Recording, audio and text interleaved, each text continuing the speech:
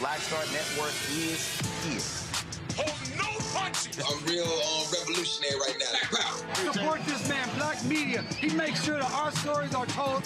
Thank you for being the voice of Black America, Roland. Stay black. I love y'all. All momentum we have now, we have to keep this going. The video looks phenomenal. See, there's a difference between Black Star Network and Black-owned media and something like CNN. You can't be Black-owned media and be scared. It's time to be smart. Bring your eyeballs home. You dig?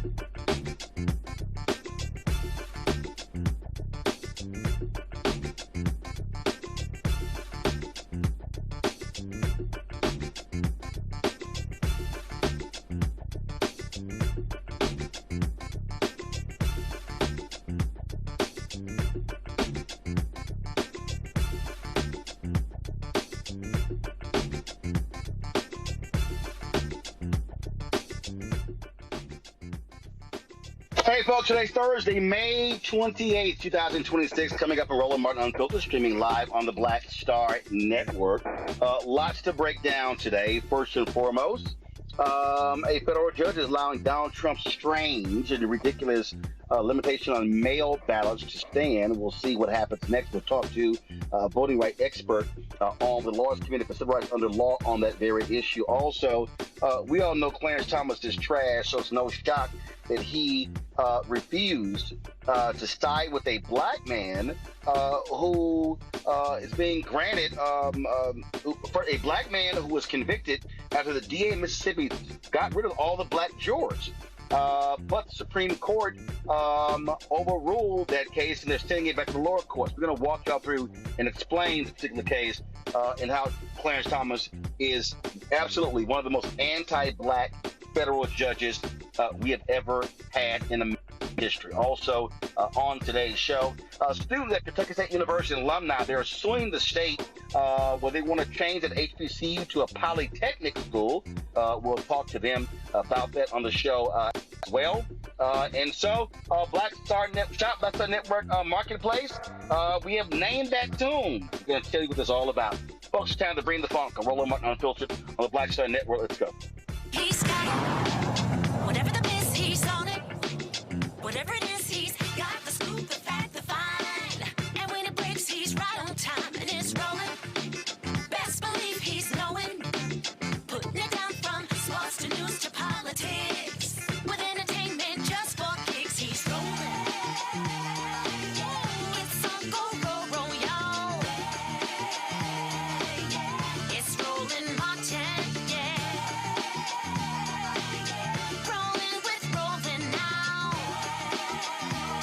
He's funky, he's fresh, he's real, the best, you know he's Roland Martin now.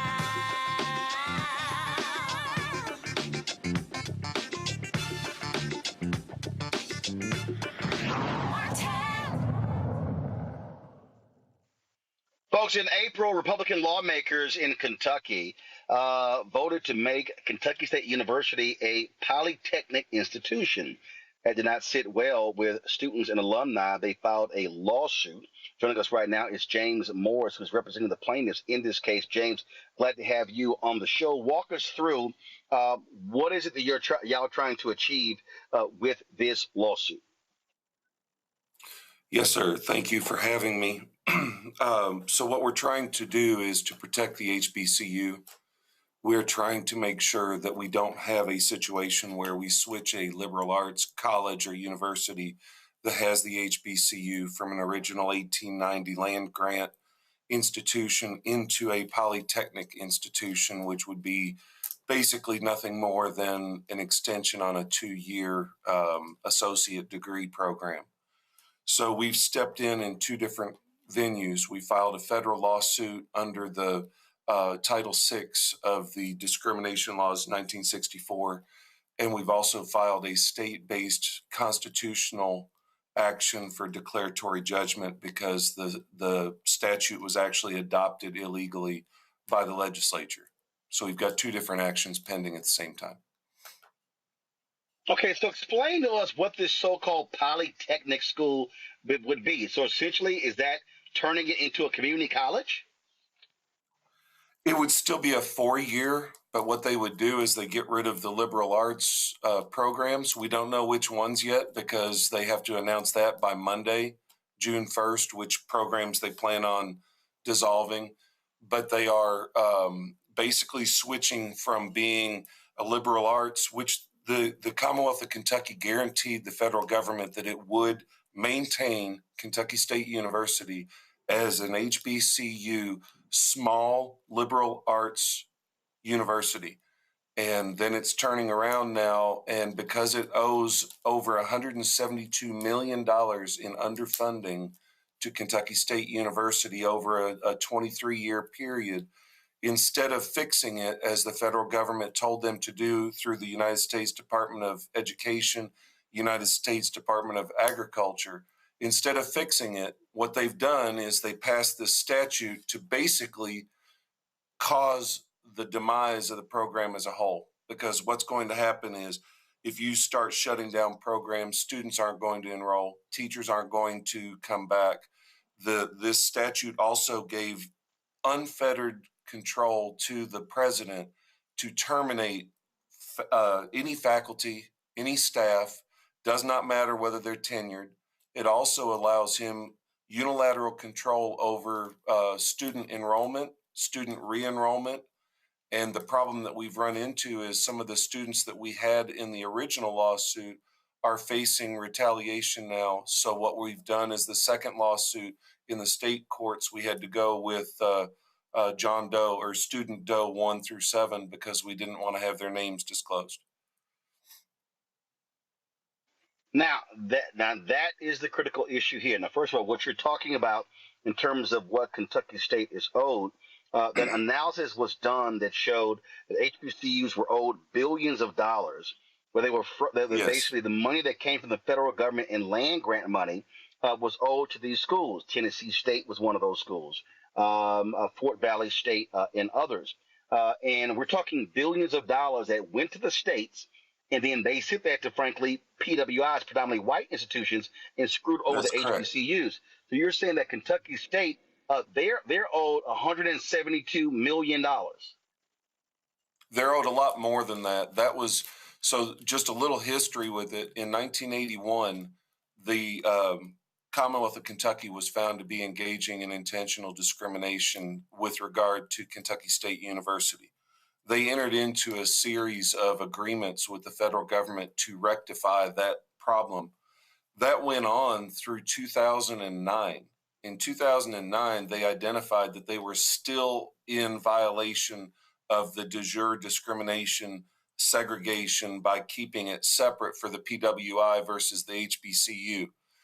In 1987 was when they started this program to try to fix what they had done wrong. They came up with a plan with the federal government. Because of that, they stopped going back in time.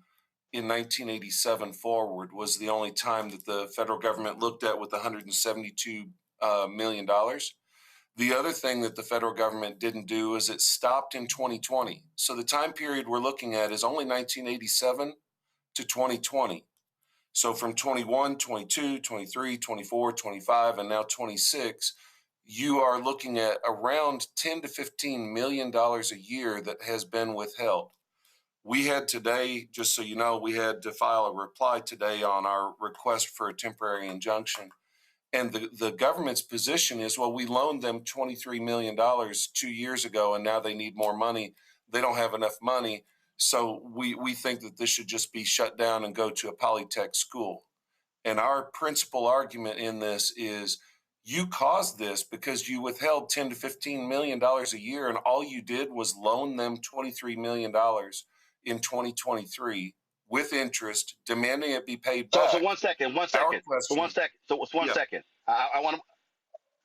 I want to be clear. So when you said, was that the federal government response, or was that the state's response when it came to loaning the money? Was that the federal government or the state? Got it. Go ahead. So the state responded. They get this letter on September 18th, 2023. All the governors got them that they owed $172 million, and all they did was loan Kentucky State University $23 million with the demand that they pay it back. If you're not familiar with the governor's letters, the letters to the governor from the Department of Education, you're required to, or the state was responsible for either doubling up on the per student so that they start to make it equal, or paying it all up at front. But what they did here was, when they were faced with this, they did nothing in 23. They did nothing in 24. They did nothing in 25, other than in 23, they gave the $23 million loan. In 26, they came into the legislature with the idea of, let's shut down Kentucky State University, until they realized the PWI would be drastically impacted, being the University of Kentucky. Because of that, they had to come up with a new plan. And what they've done is they have destroyed the integrity of the school itself, to the point where the enrollment coming in the fall is less than 200 students, because nobody knows what programs are going to exist. On June 1st, they will announce which programs they intend to shut down. Yep. And then on July 1st, they will be presenting to the accrediting body the programs that they have shut down. And the problem is, with the accrediting body, if you don't have these programs, you will not be accredited. So they're basically guaranteeing that the program itself will not survive. Then they can just say, oh, well, we can now match student for student because there's only 50 or 100 in the HBCU, and they don't have to worry about paying it back. And then they can take it over and go with a Polytech Institute, similar to what happened in West Virginia. If you're familiar with that, West Virginia declared, well, we just switched it into a different kind of program. And then that HBCU literally became a PWI. Which school was that? I think it was, name escapes me. I'm sorry. There was a program either in West Virginia or Virginia. I don't think it was. It was Virginia or West Virginia that they switched to. Gotcha. So the thing here, so essentially what they have done is they essentially suffocated Kentucky State. Mm-hmm. And so by depriving them of money, oxygen, you cause the problem.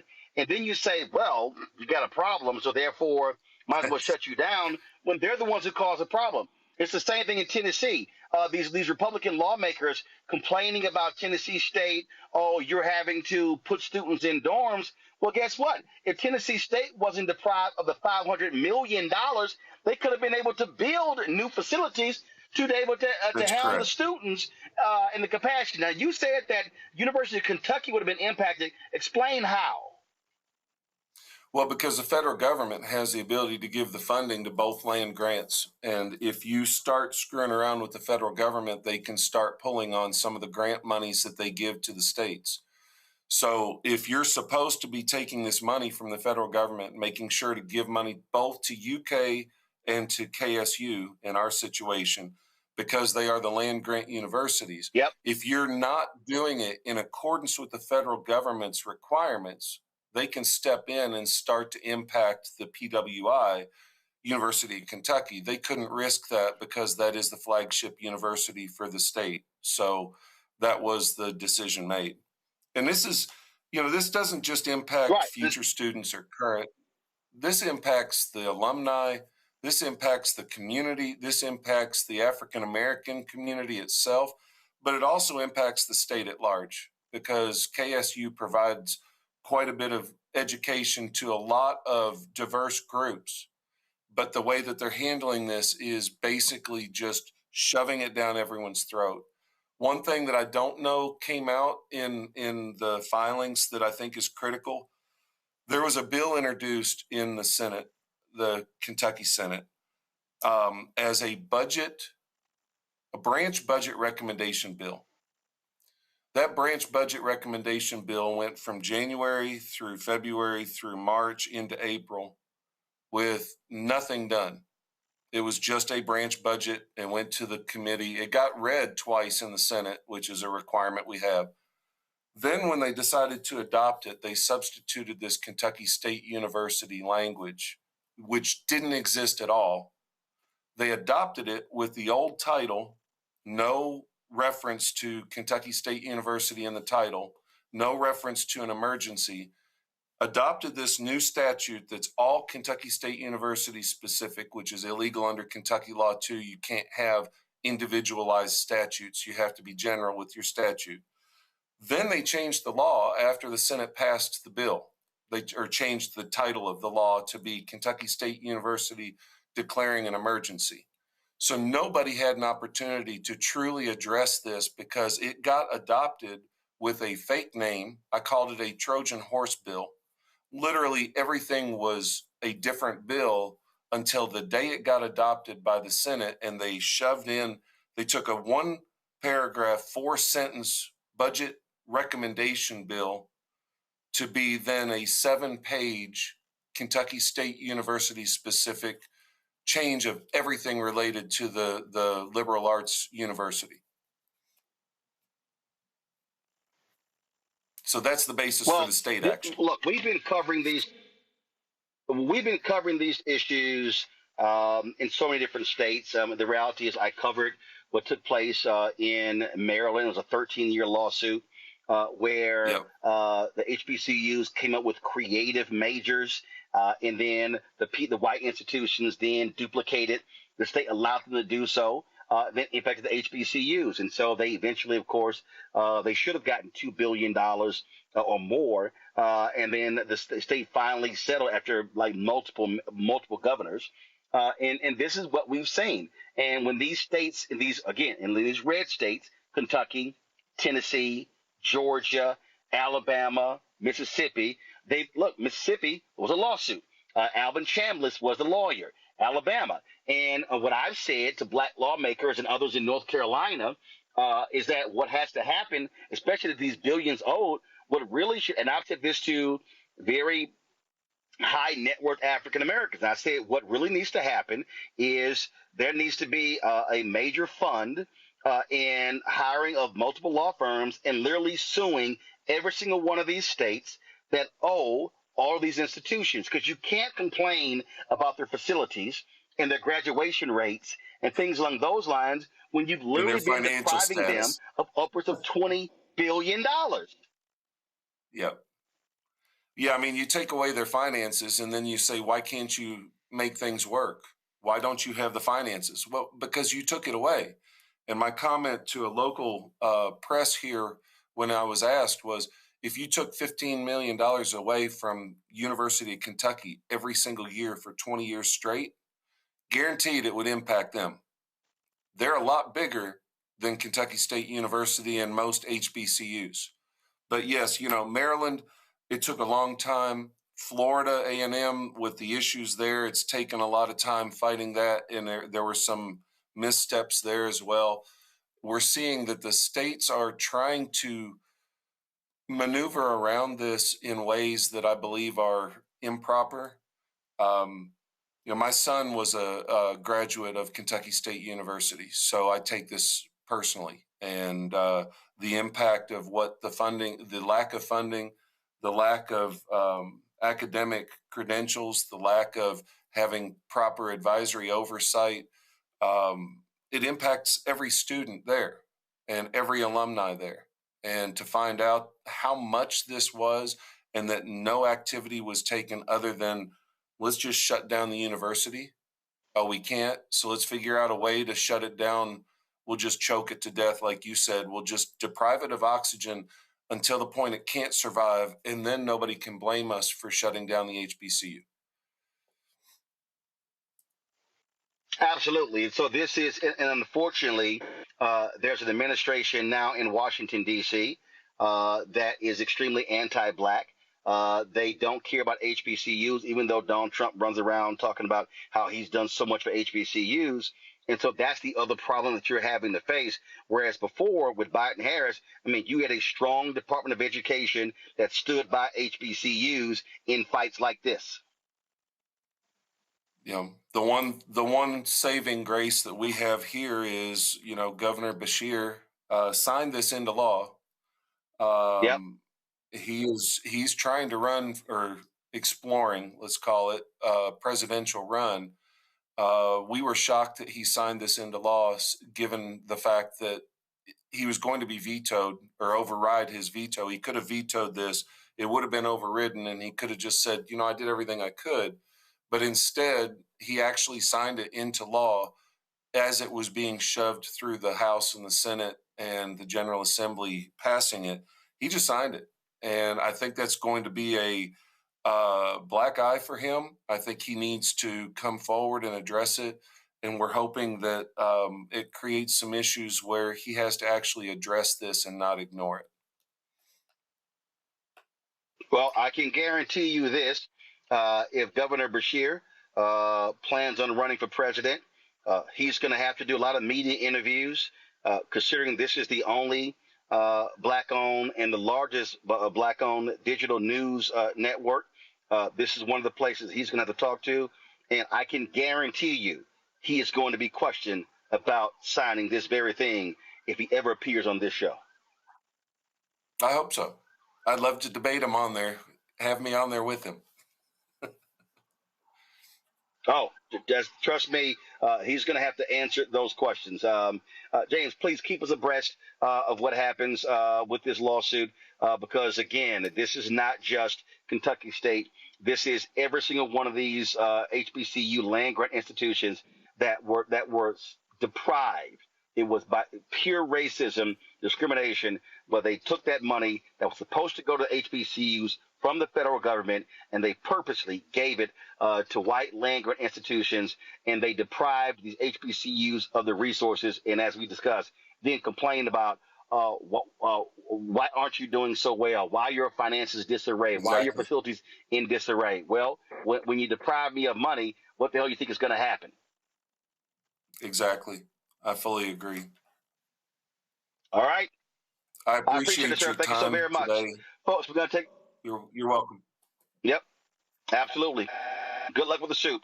Folks, going to take a break. We'll be right back. Roland Martin Unfiltered right here on the Black Star Network. They've been trying to erase black political power since Reconstruction.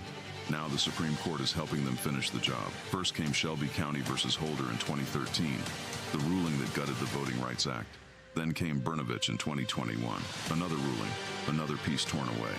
Now comes Calais, the case civil rights leaders warned could cripple the last major federal protection against racial vote dilution, and within days, Tennessee eliminated its only majority black congressional district. Louisiana, South Carolina, Alabama. The same strategy is spreading across the South. The old Jim Crow used poll taxes and literacy tests. The new Jim Crow uses gerrymandered maps, voter roll purges, polling place closures, and court rulings that make black communities politically invisible. 1965 was Freedom Summer. This is Freedom Summer 2.0, because they are still trying to erase black political power, and we will not bow.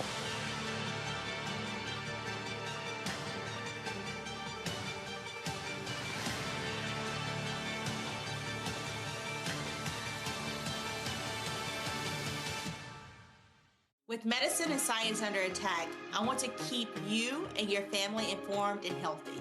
I'm Dr. Ebony Hilton, and I knew at the age of 8 that I wanted to be a doctor.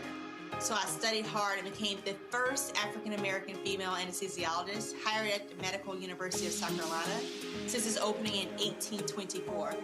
And I always say I was made into a doctor, but I was born to be a mom. And as a new mom, wife, sister, daughter, and friend, I understand how frightening a medical crisis can be. I care for individuals on some of the worst days of their lives, and it's my mission to provide you with a safe space to gain clarity on issues affecting your mind, body, and soul. I recognize that there are health disparities, particularly as it pertains to race, and I want to help bridge the gap between you and your healthcare providers. Join me every Thursday for Second Opinion on the Black Star Network, where each week I'll invite experts from various medical fields to share the latest health news. We'll discuss topics such as the vaccine debate, mental and sexual health, medical bias, infertility, menopause, andropause, nutrition, and aging. Together with my medical colleagues, we aim to provide you with a second opinion. Don't miss it, Thursdays only on the Black Star Network.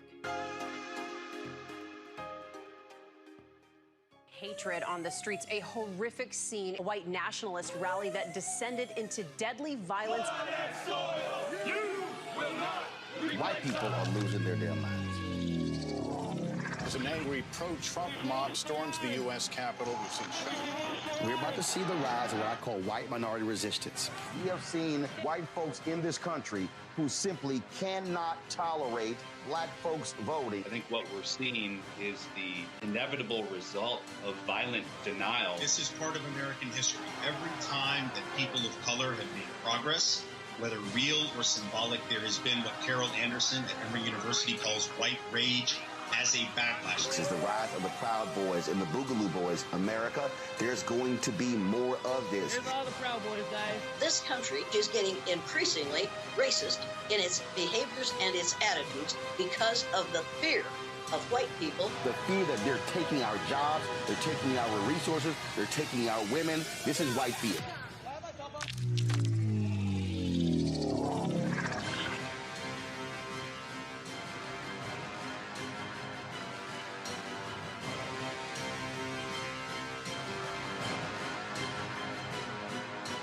I'm Mark Morial, President and CEO of the National Urban League, and I'm watching the Black Star Network.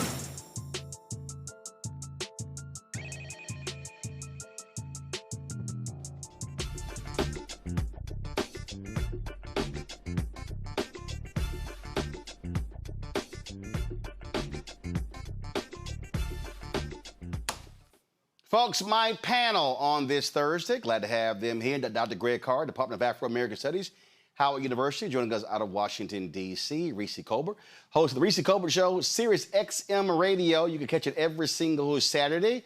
It's also known as The Cussin' Show. Joy Chaney, founder of Joy Strategies out of D.C. Glad to have all three of y'all here. Greg, I want to start with you. What we just talked about here. I mean, this is the history of our HBCUs, the history of black people. Promise 40 acres and a mule, don't get it.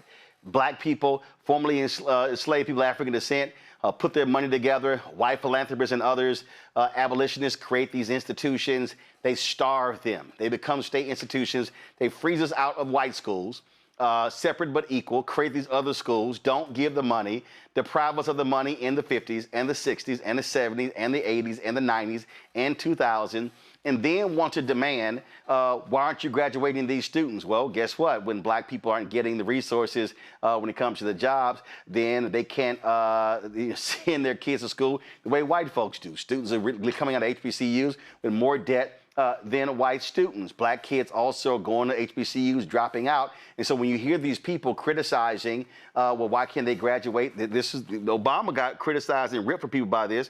Well, why can't they keep graduating these black kids in 4 or 5 years? Well, guess what? When you don't have 4 or 5 year money, all this goes with it.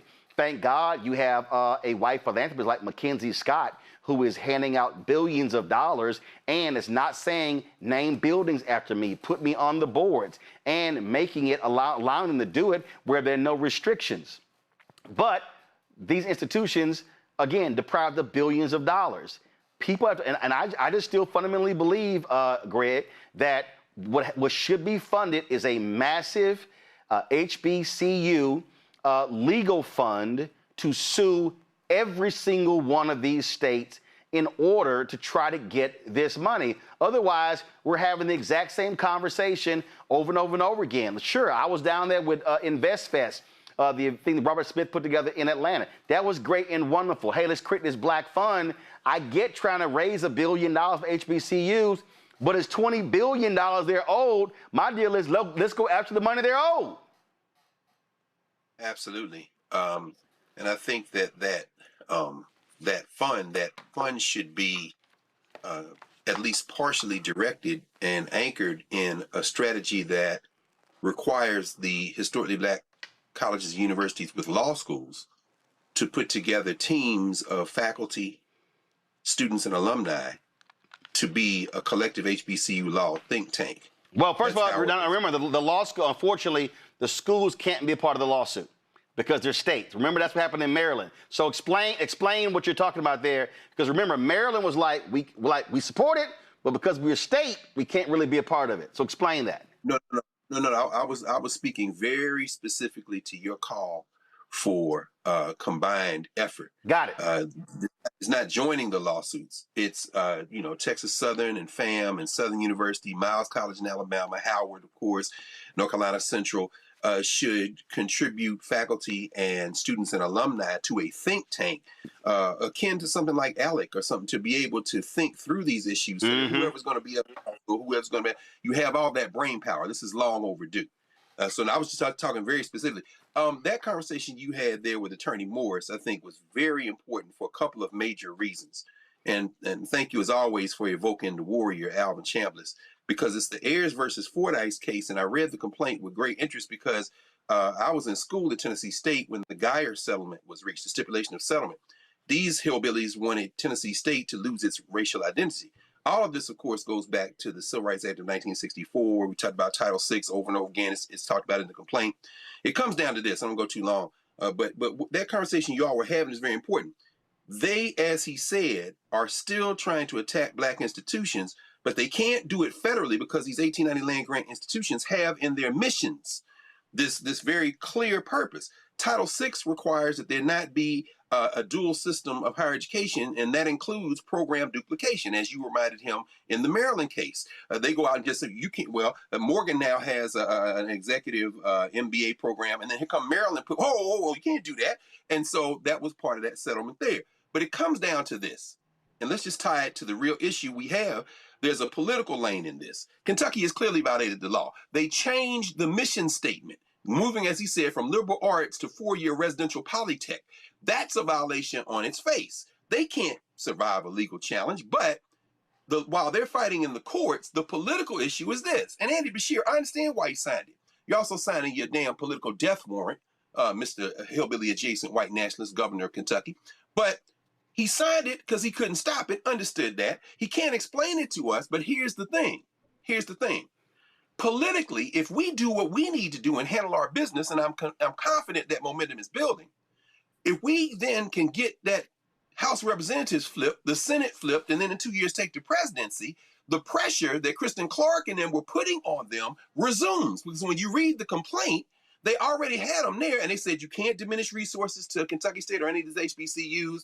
We are in here now to look for these matches that we can support you as you enhance the budgets at the state level. The feds will come in. All of that, as you said to him, goes away with Trump, but that's temporary if we do what we need to do.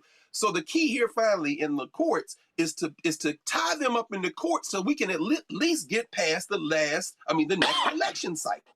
This is where the politics intersects with the law. I think they can win on the front of the law in terms of them trying to change the mission statement and then make some other claims about budget necessities and all that. But politically, we won't even need to fight that fight if you can win the electoral battle to then resume the pressure that was on these hillbillies in Kentucky and the adjacent states to do the kind of thing they're doing, which is trying to evade the law and close down an HBCU. Indeed. Reese, go to my iPad. These are the letters that were sent by by the Biden administration. And for all these Simple Simon yahoos out there, y'all know who y'all are, all you people who bump your gums on YouTube and all you fake-ass keyboard warriors who love to sit here and trash Democrats, trash Biden, trash Harris. They ain't done this, they ain't done that. The reality is we know what Trump has not done. These are the actual letters you see dated September 18th, 2023, that was sent to Kay Ivey, governor of Alabama. This is the letter that was sent to Sarah Huckabee Sanders, governor of Arkansas. This was sent here, the governor of Florida, Ron DeSantis. Again, all three Republicans. This was sent to Brian Kemp, governor of Georgia, Republican. This is what was sent to Andy Beshear, Democrat, governor of Kentucky. Let's see here. This was to then Louisiana Governor John Bel Edwards, Democrat in Louisiana. This was sent to Wes Moore, governor of Maryland.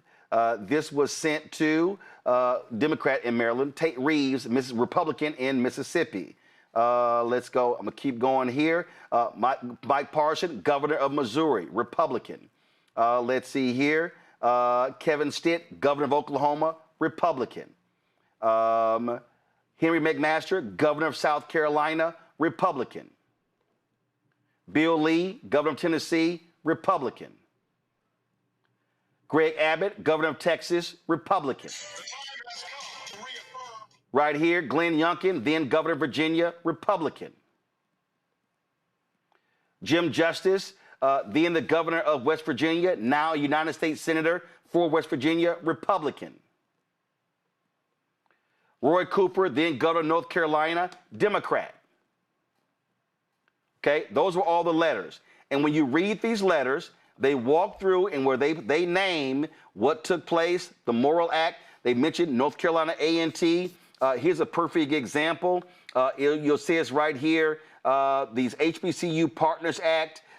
It talked about what the universities, what they generate, what they're owed. So here's a perfect example.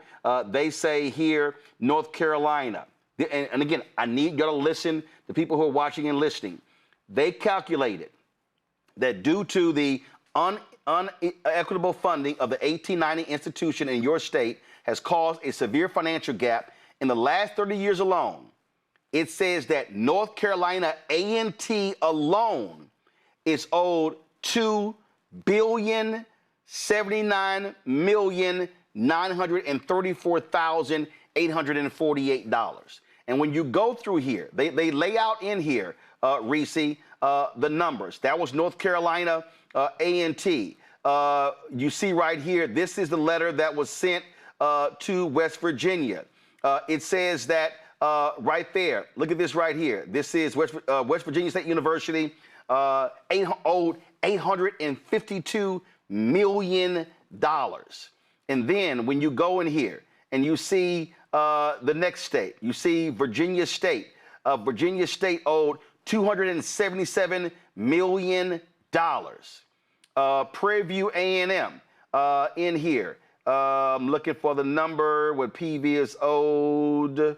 $1.1 billion. And see, Reese, this is the game that they play. They say, oh, we're getting money from the state. No. That's new money.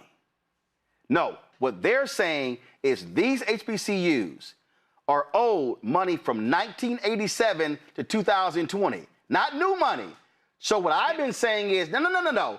Give them the money that they're owed on top of the new money you should be giving them. Right. And that's what isn't that reparations? Like, that's not what part of the thing is that it's not just slavery. You had Jim Crow, you've had underinvestment, you've had all of these things that are documented, and it's in HD. This isn't something where you have to prove through lineage and all that stuff. This is right here in front of our faces of things that these governments, these state governments, owe our institutions. But I think the problem is that people feel like, well, I ain't getting a check, or, well, I didn't go to that HBCU, so it's not my problem. But when our HBCUs are underinvested, then that means that our professionals, our doctors, our lawyers are underinvested, or they don't get to finish their education. They graduate with a massive amount of debt and all of these things. And this is particularly important when you have this administration, the federal administration, the Trump administration, that's trying to kill DEI, that's trying to search for anything that has the word black or hell, even woman in it, and cut funding. And so if we had robust, strong, fully funded institutions from HBCUs, from civil rights organizations, and so on and so forth, then we could beat that back, and then we wouldn't be reliant upon a Democratic administration. We wouldn't have to be on defense when there's a Republican administration, because we would already be steady in the fight and we would be self-sufficient enough so that nobody can come for us. But unfortunately, that's not where our attention lies, especially when it's not something that people feel like directly impacts their education and their prospects. Joy, that's part of the problem that I have, this me, myself, and I strategy. I need to get mine. I mean, you see right here, Prairie View A&M, $2.1 billion. Sorry, this is Tennessee State. Tennessee State, it says it right here, $2.1 billion. And so what are we talking about here? So folk have got to stop making this all about me and realize that this impacts Tennessee State, the university. It impacts Nashville. It impacts all black people in Tennessee. And a significant number of people who go to Tennessee State are coming from Chicago and other places. So what happens if a Tennessee State gets that $2.1 billion? And in fact, let me help people out. I'm just going to pull this up. Don't go to my iPad yet. Endowment of Tennessee State. Just so y'all understand, they're saying Tennessee State's owed $2.1 billion. Right now, the endowment of Tennessee State is only $100 million. If Tennessee State got the $2.1 billion and Tennessee State invests that money, and if Tennessee State, let's say, earn 10% every single year, Tennessee State can say, we're going to create $200 million in financial aid to give us scholarships for our students solely off of the $2.1 billion that they're earning every single year. This is what we're talking about. Tennessee State can also create jobs. Tennessee State can also have investments in their local community. There are lots of things you can do with money that you are owed. I mean, I think also what we're saying to our civil rights organizations, I'm going to build on what my fellow Howardite Professor Carr is saying. We also have to get our civil rights groups to be focused as well, or to create new civil rights groups who can be focused on these things. We've got to get almost like a Charles Hamilton Houston level focus and ecosystem of people who are focusing on defending our HBCUs through the legal court system to give us a chance. And this is the same strategy that we're thinking in other places, right? Like, you know, Democracy Forward and other places. You have to beat them to the courthouse and flood them with lawsuits, just like they're flooding you with violations. In an effort to keep you in upheaval, we have to flood them with lawsuits, which can lead to injunctive relief, which can lead to us just stretching it out a little bit longer. And when we fight, what that sends a signal is, if I try to do this in my state or with my HBCU, they're not going to go quietly. They have a game plan. They will be able to fight me. It sends a signal to other governors, Democrats or Republicans. We have to make an example of Governor Beshear so that other governors won't do it again and will know that there will be consequences. I'd like to think that this would be political suicide for him, but I don't know, because we have incredibly short memories and we get focused on other things. But the fact of the matter is, he has to pay a political price in some way, shape, or form, maybe by even just having us talk about him, so that he doesn't do it again, but more importantly, so that others say, I don't want to go that way, so that other states are like, it's more trouble than it's worth. Well, and then ultimately, when we get back, we have to make sure these institutions are made whole.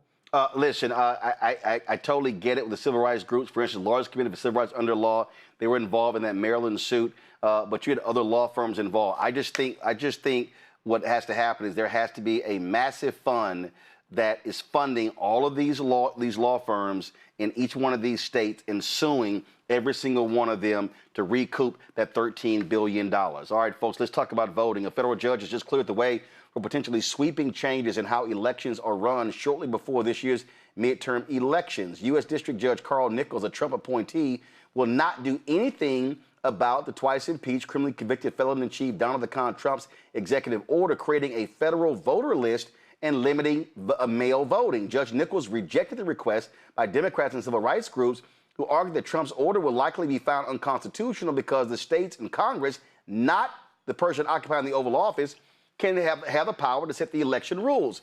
Nichols agreed with the Republican Trump administration's contention that it was too early to block the order because it had not yet been implemented. Robert Weiner, the Director of Voting Rights Project with the Lawyers Committee for Civil Rights Under Law, joins us right now. Robert, that's about the dumbest thing in the world. Oh, my God. You've got primaries taking place as we speak. You've got people going to the polls in Alabama, multiple states. Florida goes to the polls in August.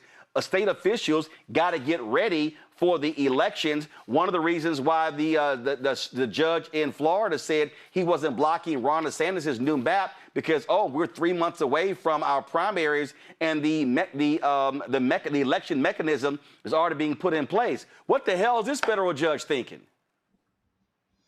You know, if we waited, they would say it's too late.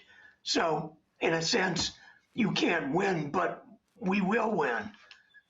The thing about this is a decision on timing. And the thing about time is it marches on. So as time marches on, we're not going to wait for the final or the last minute. We can't do that. But the issues will get more concrete over time, and we will sue again. We will refile our motion.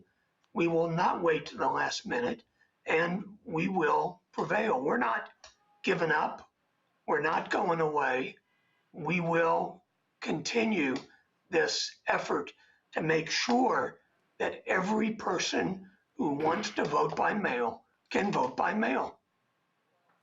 You know, the thing that for me that is crazy, and as I was driving in today, and I was moving around, driving all around D.C., and you got the reflecting pool, and you've got, of course, you got Trump just destroying the East Wing in the White House. I dropped some things off at Langston Golf Course for their junior golf program, and he just decided, oh, I'm gonna just take over the golf courses, in Washington D.C. as well. It's like I'm just gonna do these things and I don't give a damn. And the problem here, and this is what the real problem right now, and I know you guys are not partisan, but it's just factual. You've got these Trump-appointed judges. You've got a Republican Party in the House and the Senate who is letting this guy do whatever he wants to do, knowing full well that an executive order has absolutely no authority when states are given the right to run elections. And I thought Republicans really love states' rights. Yeah, people only love states' rights when the states do what they want them to do, I'm afraid. But in this case, the Trump administration is gaming the system. They issued an order, the president issued an order that he knows will have impact, that people can't wait till the last minute to respond to. And then they come in and say, well, nothing has happened yet. Well, it has happened. Our clients, the NAACP, Common Cause, and Black Voters Matter, they are doing what they need to do to get ready to respond to this assault on mail-in voting. And we will renew our request that the court stop this order from going into effect. It just goes to show the battle that we are in, and I keep saying this, the only way you stop these people, you must stop them at the ballot box, so therefore folks can't check out of elections.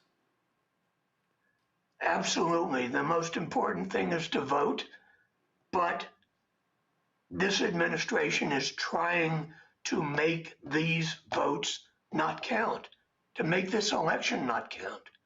And as all the states that vote against Trump, the question is what's going to happen there? Is the president going to say that those aren't legitimate elections, that those aren't legitimate results?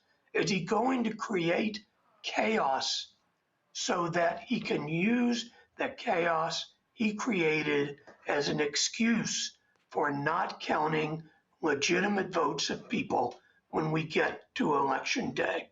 Well, we're not going to let that happen. And citizens can't let that happen. They need to vote, and they need to make sure that they're registered and they take the steps that need to be taken well in advance of the election. Indeed. Keep up the fight. Robert, we sure appreciate it. Thanks a lot. Sure thing. Going back to my panel here, Reese, it is incredulous to me to listen to people who say, man, this stuff don't mean nothing, it don't matter. And I just keep saying, there is nothing in our society, nothing, Nothing, boldface, underline, italicized, all caps, that politics does not impact. I don't care what it is. Tell me something that you say, oh, politics has no place, and I can show you you're absolute lying. It does. But I think people want to absolve themselves of the responsibility that they have to make the damn difference. We have the capacity. We have the numbers. We don't have to give them all the votes they need. We just have to give them the margin that they need. These are close elections often. Many of the seats that flipped and gave Republicans the majority in the House were decided by a couple hundred, maybe even a couple thousand votes in 2024. 7,000. So 7,000. It was Exactly. 7,000 votes that determined who controlled the U.S. House. That's it. And now we got more gerrymandering. So it's going to be an even higher hill to climb. But this is the time to do it. We're in election. It's not like we're in 2025 and we are one day into the Donald Trump administration and we're talking about voting a year and a half from now. This is the time to do it. Pick your horse in the primaries and then move on. Whether they win or lose, move on and go towards the general election because they are playing for keeps. But it is crazy because Donald Trump put in an executive order in March and he hasn't done really jack shit with it. His administration has not compiled the list of citizens. His administration, or the Postal Service, hasn't compiled the list of people who are eligible. So no action has actually happened, which means that they're going to wait to the last minute, half-ass sloppily do it, and hope that a Republican judge says, well, it's too late to do anything to stop these sloppy, incorrect eligibility list. But this is what they do. They do shit wrong and hope for the best. And what they're going to do is what they did in 2020 when Donald Trump lost, is they're going to go after specific precincts, the black ones, and they're going to try to sue. They're going to try to confiscate votes in Fulton County. They're going to try every single trick under the sun. But the one thing that can beat all those tricks is show up with overwhelming force at the polls. They have laid their cards out on the table. They're going to lie, cheat, steal, and suppress. And what we have to do is be that variable in the equation, which is turning out. The thing here, here's a perfect example, Joy. The primary season is the time of the year where you want the type of Democrat or Republican that you desire. Now, for people who understand, California, I think Washington State, California is a jungle primary. So top two vote getters. And the reality is you can be independent, you can be Republican or Democrat. But most of the states, you're running either as Republican or Democrat. So let me just take Georgia. I saw a whole lot of back and forth, Joy. Before the primary, people who were against former Atlanta Mayor Keisha Lance Bottoms. And there are people who were for her, who were for some of the other candidates who ran. Okay, they had the primary. She won. She crushed the opposition. Okay, if you're still bitching and moaning, you do know she's now the nominee. So it's now going to be Keisha Lance Bottoms running against Brad Raffensperger, Secretary of State, Republican, MAGA Republican. Those are the picks. So you're still complaining about her tenure as Atlanta mayor. Okay, who is she running against? So what you now should be doing is sizing up these two people. What drives me crazy is when I listen to people who are watching these things going on. So what the Republicans are doing is like, all right, so they sitting there going, okay, let's see here. All right, Supreme Court, yeah, we're going to let Alabama and Louisiana, yeah, I know y'all sent ballots out, change the election. All right, we're going to let Trump's little mail ballot thing move through. Okay, cool, we good with that. Okay, we're going to let y'all keep purging people. Yeah, we cool with that. Yeah. So they are putting in place the infrastructure that will restrict access to the ballot. Whole bunch of Negroes over here still yelling and screaming about how somebody is an awful candidate. And I'm like, the primary is over. It's same in Texas. Support Jasmine Crockett. She didn't win. So what are you now left with?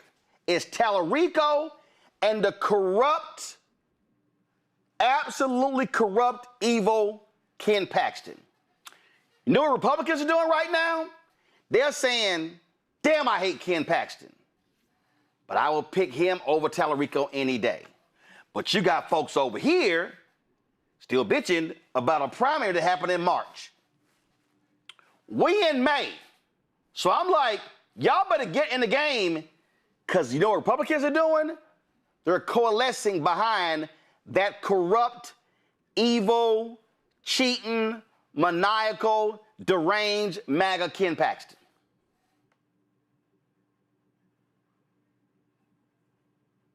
Joy? And here's the thing, for those who are listening to what Roland's saying and that leaves you unsatisfied, we're not saying you have to like those people. We're not saying that once they get in office, you can't hold them accountable. We're not saying that you can't go and ask them questions. We're not saying you can't primary them in the next election. But don't miss the opportunity to elect someone who will have the vast majority of your best interests in heart, and you all will share an alignment, and you have the possibility of winning back a Democratic Senate that can be a counterweight to this evil Trump administration. Don't miss an opportunity to do that fighting old battles or taking back the House because you're fighting old battles.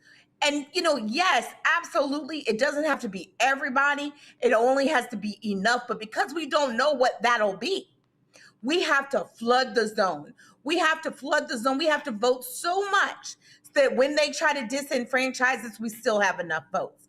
We have to make it clear. We also have to put down what is, in a sense, a continued insurrection by this MAGA party against the democracy and the Constitution of the United States. So we have to do all of those things. And the only way that happens is if we vote. I get it. I'm frustrated with the various parties, including the Democratic Party, many days of the week. But at the end of the day, that is what advances us forward. So that's what we have to do. And that's what they're doing. They hate Ken Paxton. They liked John Cornyn. But when their leader said, go with Paxton, that's what they did. And we don't have to like that, but that's about political power. Forget whose name is on the ballot. Black power is on the ballot. And so you need to vote accordingly. So in Georgia, Burt Jones, Lieutenant Governor, won, Greg. And he's the crazy, deranged one who is now leaning into how the 2020 election was rigged. So again, everybody in Georgia, all y'all black folks in Georgia who are still yelling, hollering, and screaming about Keisha Lance Bottoms, guess what? You had an opportunity. You had an opportunity to pick who you wanted. And guess what? Your candidate did not win. She's a nominee. That's just one example. And all I'm saying is, I don't care, races all across the country, your person may not win the nomination. Now what you gonna do? Are you gonna say, well, my person didn't win, so therefore I ain't voting? Okay, that means in Georgia, if you sit out, that means that fool, Lieutenant Governor Burt Jones, who should have been indicted, is going to be the governor. What policies you think he going to implement? It's as simple as that. It is as simple as that. And Burt Jones, you will be going to jail if we do what we need to do at some point, my little friend. All y'all going to jail if we step up and do what we need to do. And thank you, Joy, for reiterating that. We just need, check our voter registrations, get out there and get people who haven't registered to register. And for the folks who want to argue about this and say that, all the foolishness that we've heard, We spend some time trying to convince them, and if they decide to go ahead and set themselves on fire, we move to the next door and get the person who is persuadable or who hasn't been engaged. I don't believe that we should be spending a whole lot of time. This is the disinformation campaign that we're seeing ramp up now in an election season. We're seeing the xenophobia stuff being ramped up in South Africa and as their elections are coming up in November. We see what's going on in Brazil right now with Trump trying to get his little racist fascist buddy who's locked up. His son is going to challenge Lula da Silva, and you see the disinformation already starting. And of course it's here. So, I don't believe in spending too much time trying to convince somebody who has just been so diseducated. We'll fight for you too, but if we stay here a little too long with you, we will have worked for them. And I think that's what this particular case echoes as well. We know Steve Bannon, the disheveled billionaire, who would say to throw everything out there and just keep it going, keep it going, keep it going. We know the scurrying little nasty piece of work, Russell Vogt, who is scurrying around in basements and attics, coming up with the latest thing to throw in the road. And we know that they, among others, prepared this executive order, which is contradictory, which doesn't make sense. But the point is to continue the distraction and to create this notion that they have more power than they do. In this specific case, if you remember a couple of weeks ago, when Judge Carl Nichols, who made this ruling today, asked during the oral arguments, the Department of Justice, why shouldn't I rule on this now? They said, well, maybe we'll make these lists and maybe we won't. But if we make them, maybe we'll use them for, and here's the phrase, post-election law enforcement. What does that mean? Remember, this is a nasty mashup of the Department of Homeland Security, the Social Security Administration, and the United States Post Office. Go back a few months again, last year. Think about this now, where all this mashup, and it's so much we start to just get inured to it and forget about it. Remember Grape Nuts or Little Balls or whatever his name was, and all his little teen boy friends running around getting all our information. Well, if you're allowed to compile a list, let's say you don't use it to check voters, but you've cross-referenced all this stuff with this data. They have so much going on at the same time, finally, that it comes down to this. We heard Attorney Weiner. All the judge said today was that I'm not going to block it because it doesn't exist yet. Although, for people who think that the law is like a mathematical formula, no, the law is whatever you can twist it to say it needs to be. Remember that 303 versus Elena's case, that creative website case, where the person said, well, if I ever do, I'm going to build a company. If I ever have a company, I don't want to service same-sex marriages. And it went to the Supreme Court, and they said that she had standing because she could demonstrate that if this law goes into effect, I will be harmed if it goes into effect, and I decide not to follow the law on the First Amendment grounds.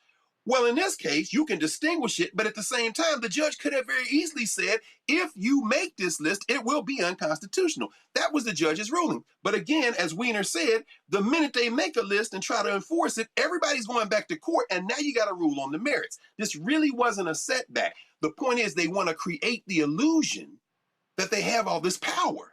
And so what we have to do is stay focused, stay on the ball, and as Joyce said, overwhelm them with our capacity, so no matter how many illusions they throw out there, we just bust them in the face. And Jones, you're going to jail someday. If we do that, all these cats that look like they're riding high, they going to jail. Absolutely. All right, folks. Got to go to a break. We come back. We're going to talk about, of course, Supreme Court decision where Clarence Thomas on the wrong side of black folks again. We'll talk about that.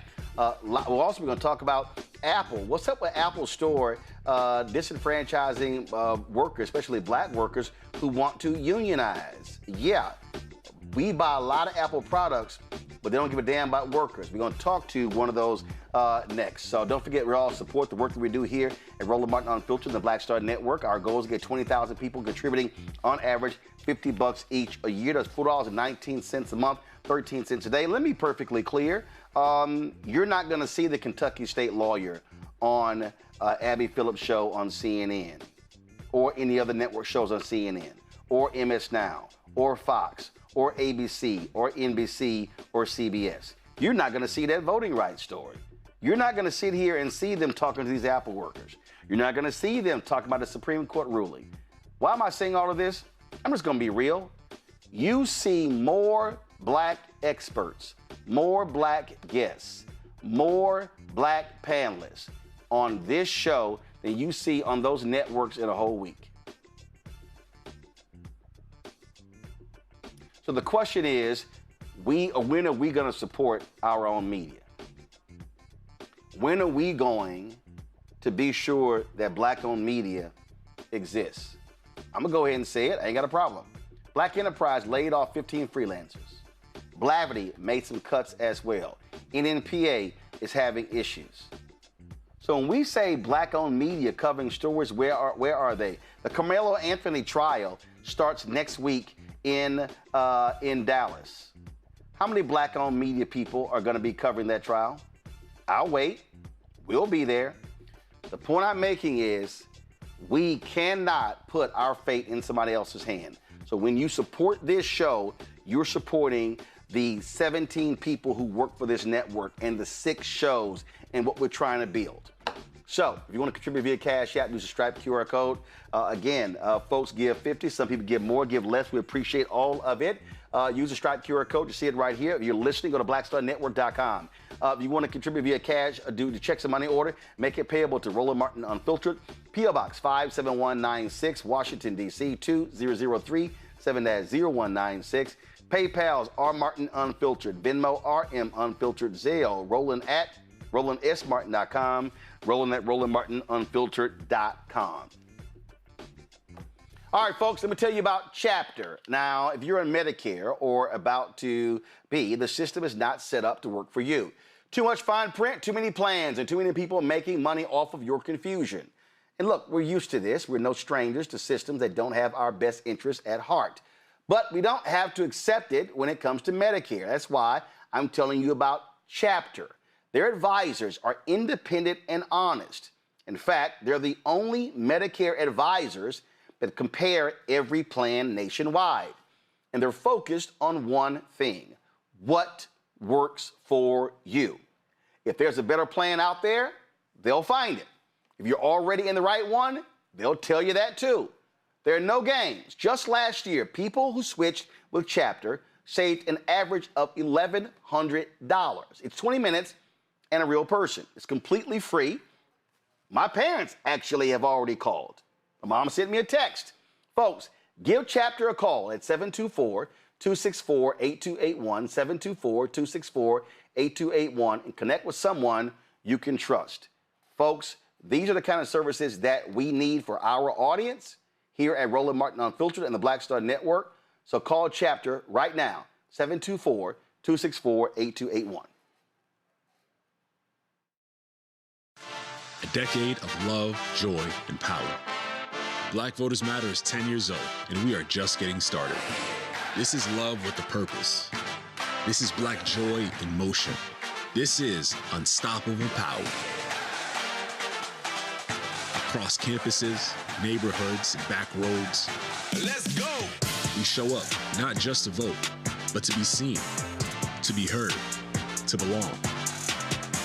We ride together, we organize together. We remind each other that our voices matter, because they always have. Black Voters Matter is about more than ballots. It's about housing and healthcare, clean water and living wages, education, reproductive freedom, and dignity. It's about turning pain into action, turning belief into movement, turning community into power. We don't wait to be invited. We bring the energy. We bring the love. We bring the people. Because when Black communities come together, we don't just survive, we thrive. This is how change happens. This is how history moves.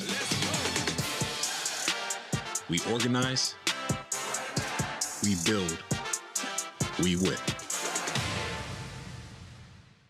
What's up? It's Talib Kweli. I'm CEO. This is the Black Star Network.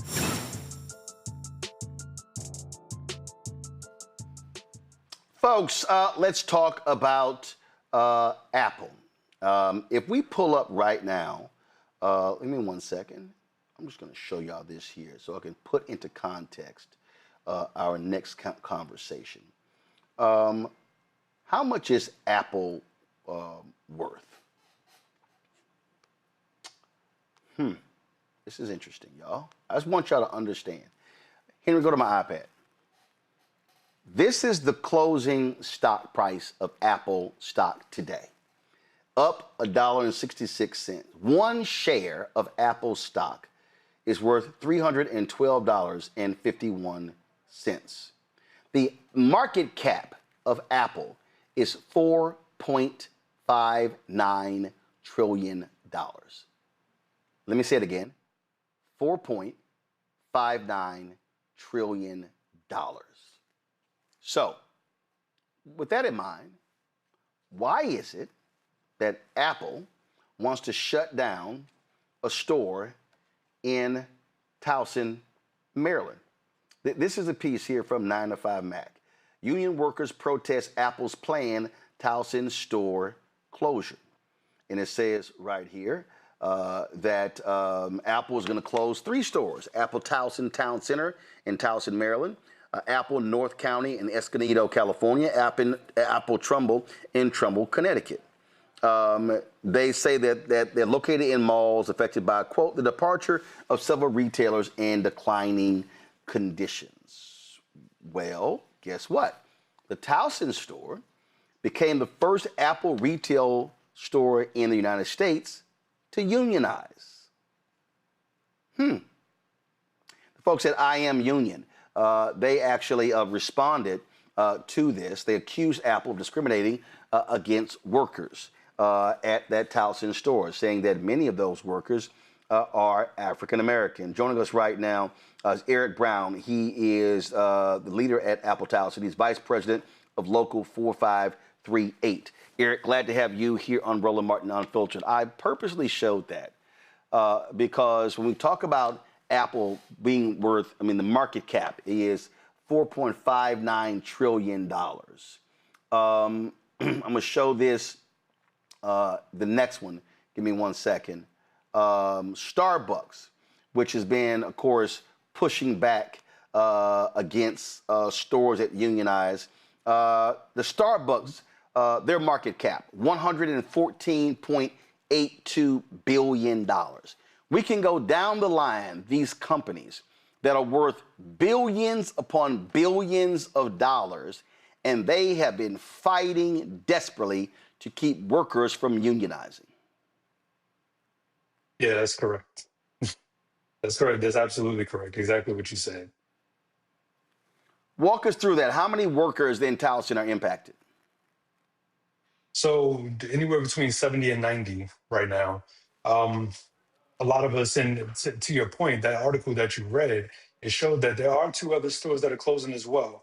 And they're stating that it's because of the mall. What they're not showing is that those 2 other locations, the employees there are being transferred automatically to other locations, while myself and all of my coworkers, we all got letters of termination. So wait a minute. So Apple is closing 3 stores. The employees at the other 2 stores that are closing are being transferred to other Apple stores, but the one Apple store that is the first in the country to unionize, y'all got termination letters. Correct. That is absolutely correct. Yep. So no assessment on high quality workers at that Towson store. I mean, I don't know what Apple's ratings are in terms of how they rank workers, but I would think, let's just say, if I had a 5-star system, and let's say of the 90 people at the Towson store, let's say, 10 of them are 5-star workers. I probably will want to keep my 5-star workers and send them somewhere else. But they're saying, no, all y'all out of a job. Oh, yeah. Oh, yes, all of us. And I'd argue that everybody there is a 5-star worker. Everybody there should get the chance to relocate just like any other Apple employee would at any other store, which is evidenced by the 2 other stores. All of their employees, they don't have to worry about applying for a job. They told us we can stay with the company as long as we go through the portal and apply for a job and get hired through that hiring process all over again. What was the process? So yeah, I would argue that all of us do that. What was the process? How long did it take for y'all to unionize? I'm glad you asked that too. So we went public that we wanted to organize. That was in late May or June of 2022. We won that campaign in June of 2022. Now, normally it usually takes about a year or so to get your first contract. It took us double that. So we didn't get our first contract until 2024. It was a long process. a long and hard process. And when y'all unionized, You're fighting this what were y'all asking for in that contract? Oh, we wanted some stability. We wanted a say. We wanted a seat at the table. A lot of it, just like some of these other locations, you mentioned Starbucks, you talk about Amazon, there was a big wave of organization happening around the COVID time. That opened a lot of people's eyes to what was going on about not having a say in your workplace. That sparked a lot of interest in my coworkers and myself on how do we make sure that the good things that we love our job, right? That's why we're fighting to keep our jobs. We love our job. Apple offers tremendous benefits. So what we wanted was to make sure that those benefits don't get taken away from us. We wanted to try to improve on some of the benefits that we had. We wanted to make sure that our wages were in line with the rising inflation. We wanted to make sure that coming to work every day, we'd be able to support ourselves and our family to have a place to live. You know, one of the things that I've said is that I support unionization. I also recognize that there are some companies, very small companies, that are operating on extremely thin margins that don't offer benefits, and I get that. And look, when you're an owner, it's a very difficult situation when you're talking about owning a company and you're trying to keep it in business and you're trying to pay your employees, and if you're not, getting the resources that you need. So I totally understand that. What I don't understand is when you have behemoths. I said Starbucks, market cap, more than $100+ billion. Apple, its market cap is $4.9 trillion. If I look at Amazon, market cap, Jeff Bezos, second richest person in the world. When I look at Amazon is a company, its market cap is $2.95 trillion. And you're like, seriously? Seriously? You're a company? And let's just be real clear. Look, we did something with Apple when it came to, when they had the show Swagger. We tried to get a meeting with the Apple chief marketing officer. I was working with Lisa Jackson, who then was the highest ranking African American there. She's since retired. Lacima, they made it clear they wouldn't even meet with me. And I'm sitting there going, that's interesting, because I'm sitting here with one Apple iPad, a second Apple iPad, sitting here wearing an iWatch, got 2 iPhones. And so I'm like, oh, wow. So I'm sitting here with 5 Apple products. So I've actually spent more money on Apple products than they've actually spent with us. And so this is what they want. So they want folks buying their products, but they don't want to work with workers to say, hey, how can we provide you with better benefits to continue to be great workers? Yeah, absolutely. And one of the things about our store closing as well, we're the only store that supports the Baltimore area. The next closest store is Columbia, Maryland. If you ride the bus or if you're relying on Uber or Lyft to get there, that is an expensive ride to go to Columbia. You can't take a bus ride to get to Columbia for less than 2 hours. And that's for the commuter bus that goes there, right? So we're not just affecting just us as workers, we're affecting the community that we're in as well. So to take our Apple store from the Baltimore community is one of the things that we really find issue with. Yeah. So do you believe that this decision by Apple is clearly a result of you guys unionizing 2 years ago? I'm sorry, 4 years ago. Absolutely. In my opinion, yes, absolutely. Absolutely.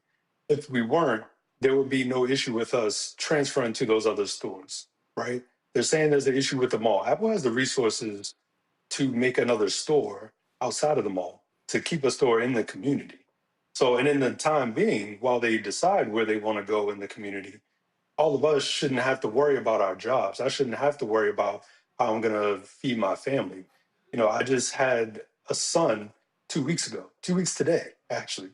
I shouldn't have to worry about how I'm going to continue to provide for my family, how I'm going to provide for my daughter that's going to college, how I'm going to provide for my 3-year-old or about to be 3-year-old.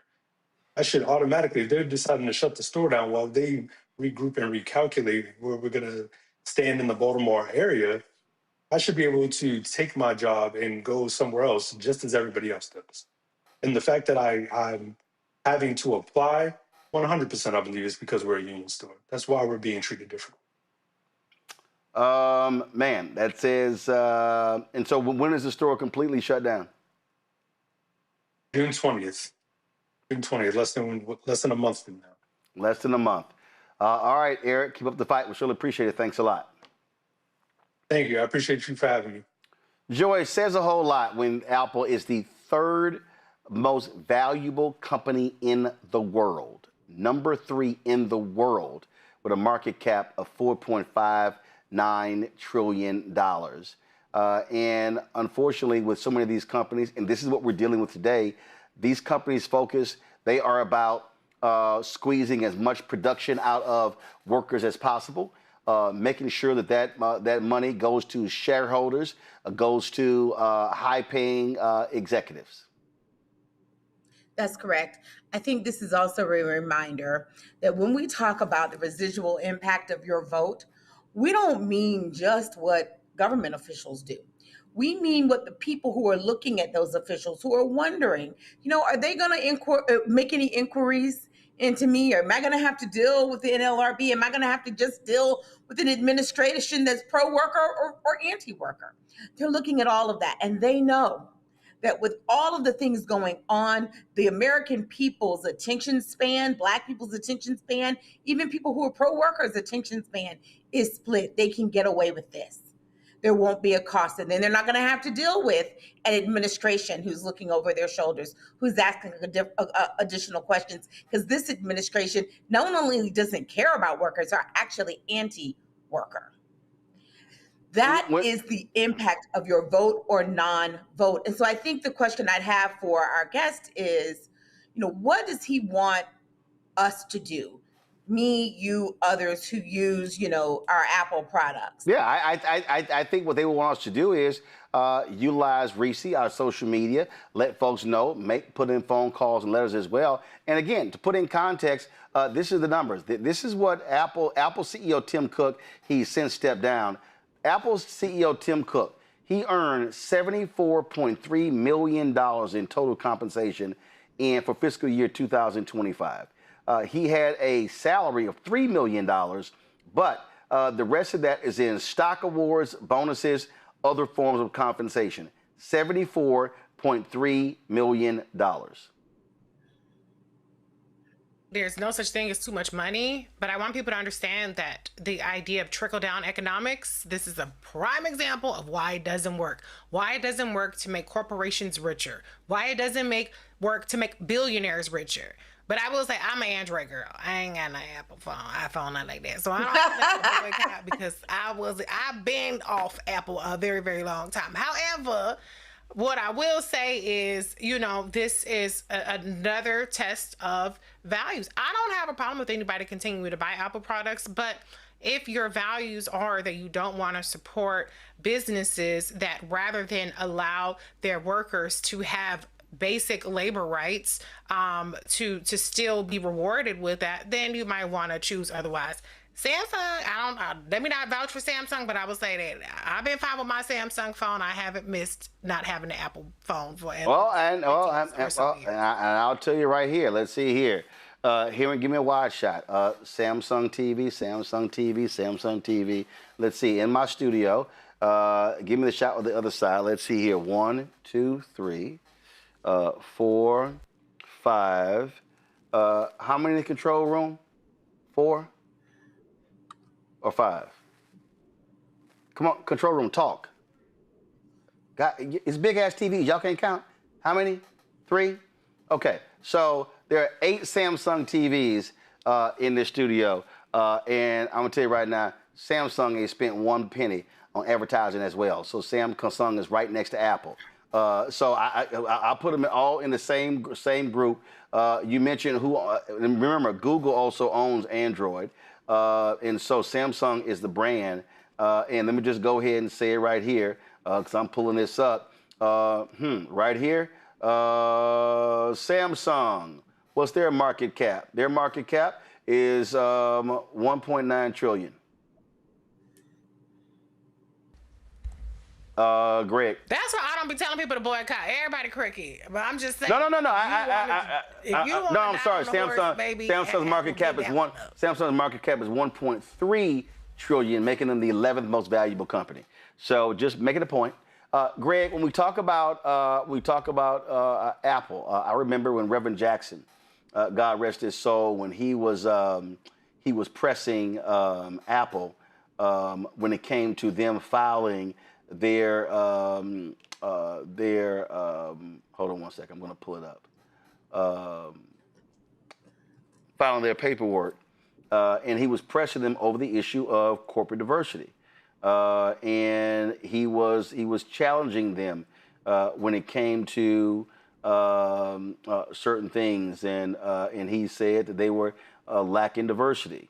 And matter of fact, this was a piece, March 12th, 2025. Reverend Jackson said to Apple, he addressed them at their shareholder meeting, and he said that Apple can do better. He praised steps that Tim Cook was doing, but he said that they can be the leader. They can actually do more, and that was important. Now, Apple then began.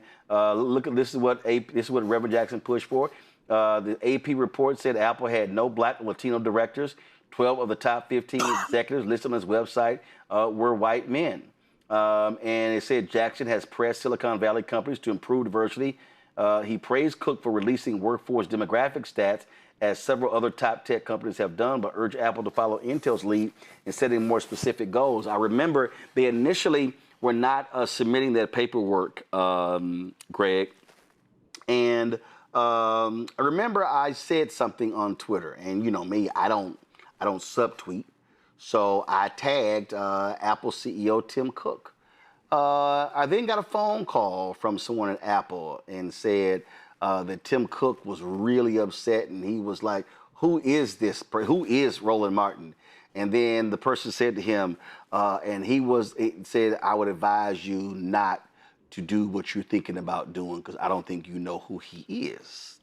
And then the person called me to say, you got his attention. I said, I'm sure I did. And again, he wanted to, get his communications person and try to sit it. And they advised him, don't do that, Tim. Tim, don't do that, because him ain't like everybody else. Because I damn sure would have fired back. The point I'm raising here, these companies have to be challenged, Greg. This is not where we should be satisfied with a scholarship. This is not where we should be satisfied with, minor monetary donations. No, this is where we should be using our heft and begin to say, we buy your products. We buy these. This is what we say to McDonald's. This is what we say to Pepsi. This is what we say to all these corporations. And I dare say, in the moment that we're in right now, where we are seeing companies silent with the attack of voting rights. CBC was right in calling them out, but it can't just be CBC. And I'm gonna take it further. And I'm asking this question. The Executive Leadership Council, where are y'all? Where are y'all? Now, I know they just announced that they are having a leadership change and their CEO is stepping down, and that's fine. This is their website, the Executive Leadership Council, working to build an inclusive global business leadership pipeline. But the reality is these Black executives getting laid off. A whole bunch of these folk got laid off in the past 15 months since Trump got back in there. Michael Hyder, he is the CEO. He's leading, and you see the different officers here. And I'm going to say it point blank. And I said, and let me be real clear, y'all. I'm not saying on my show what I have not said in person. I challenged Michael 3 years ago at Essence, saying, "Say, man, the attacks on DEI are coming. Where y'all at? Where y'all at?" And you know what? They're losing people, okay? So, Michael, he's stepping down. I don't know who they're going to replace. I would hope the Executive Leadership Council gets aggressive and hires somebody who is not just going to be a go-along to get along for these corporations. Black Business Roundtable, where y'all at? Where y'all at? So this is a moment that we're in where we've got to have black organizations stepping up. I'm not interested in your gala dinners. I'm not interested in who bought a table. It's great to put on black tie and feel good and go to the Gaylord and have 2,000, 3,000 people. But the question then becomes, how are these companies being challenged? Not just for the black folk at the top, but for the workers also at the bottom. And that's where we have to be. And so this is where Black America, Greg, is looking to black organizational leaders saying, where you at? What you doing? If you are a black organization, and I forgot her name. Remember she was at Tavis Smiley's thing when she said, when we don't have blacks leading, we have leading blacks. And that's the issue. That's the issue. I'm gonna find that clip in a second. But that's the problem that we're dealing with. We've got people who are running organizations, who are getting nice checks, who go to panel discussions and do meetings saying they are speaking on behalf of black people, and you do not see them actually speaking on behalf of black people. Yeah, that's right, Roland. You put your finger on the third rail of our struggle. It's not racial, it's not cultural, it's class. As our friend Gerald Horne often reminds us, what we call the civil rights movement victories of the 1950s and 60s was in part a negotiated settlement between capitalist elites, the politicians they own, and a tiny sliver of the black bourgeoisie. And to relieve a little pressure on them so they can move on up in the class ranks. Meanwhile, the vast majority of our people continue to suffer. That's not to say that these people were sellouts or some kind of way race traders, but it is to say that this is how capitalism works. Why is that important? Well, you put your finger on it. Organized labor has always been a threat to capitalism. Set aside the racism of the AFL-CIO. Think about the international workers of the world back in the early 20th century, which is why everybody had to be painted as a communist and organized labor, even A. Philip Randolph. And but what it comes down to is this. The reason that Tim Cook they didn't want him to tangle with you wasn't because you weren't going to buy all the Apple products. It was because you have an outsized influence in the politics of perception. And in a moment when organized labor continues to struggle in terms of real world knocking on doors and organized, it is the politics of perception that could upset this whole apple cart. And this is why our strongest work now might be in terms of changing perception. That's why, again, this platform is so very important. Let's just look at it. Think about this in terms of people organizing to push back. We saw what just happened in Utah with this data center, this massive data center. And people are like, oh, hell no. We just saw today in Louisiana, sure, they still passed this redistricting stuff this afternoon, but the people still showed up in protest. And like Mary McLeod Bethune said, if you don't speak out, they will then use that silence and say that is your consent. So when you protest, you are always threatening to overturn perception, and capitalism can implode in a minute. In a second, if the perception shifts. When the NAACP says these black athletes shouldn't go to the South until y'all get y'all politics together, and they said, oh, y'all can't stop them. You don't understand capitalism. College sports has been professional for quite some time, and now it's nakedly professional.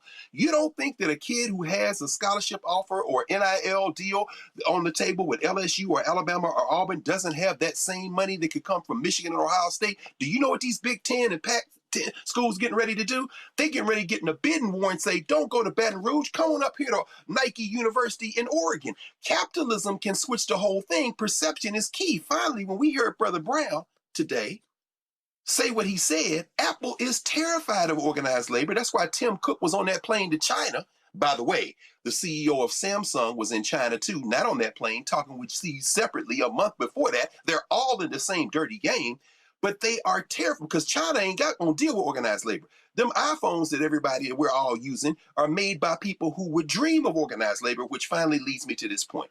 If you've seen this recent movie, I Love Boosters, Boots Riley and Kiki, what's her name, the actress? What's the sister's name? Yeah, Palmer. you know what I'm talking about. Thank you, Kiki Palmer. Thank you, Joy. The whole idea is they got factory workers in China. They got these sisters over here on the West Coast trying to upset the apple cart on this cheap fashion that this white girl played by Demi Moore is trying to exploit everybody and use style to make this profit. And at a key moment, they become aware of each other. It's all kind of surrealist in this. But the point Boots Riley is making is this. We are all in the capitalist machine. When he was a rapper with the coup, he was like, capitalism is like a spider. The web is getting tighter. I'm struggling like a fighter. You can't get out of it. However, if we have a change in perception, we can renegotiate the terms with the whole thing. And organized labor doesn't have to rely on door-to-door knocking exclusively anymore. They get on a show like Roland Martin Unfiltered. Now people are becoming aware and people realize, you know what, maybe we need to have a union too. And before you know it, everything can change. That's why Tim Cook didn't want to talk to you, brother, because as people become aware of each other and their strength, you could flip capitalism immediately because it doesn't recognize state boundaries, but it wants you to pretend like those boundaries are in place only for you. We have to have some global solidarity, some local change in our attitudes, and you can see how quickly this whole thing can change. And I think that's rising to the top now.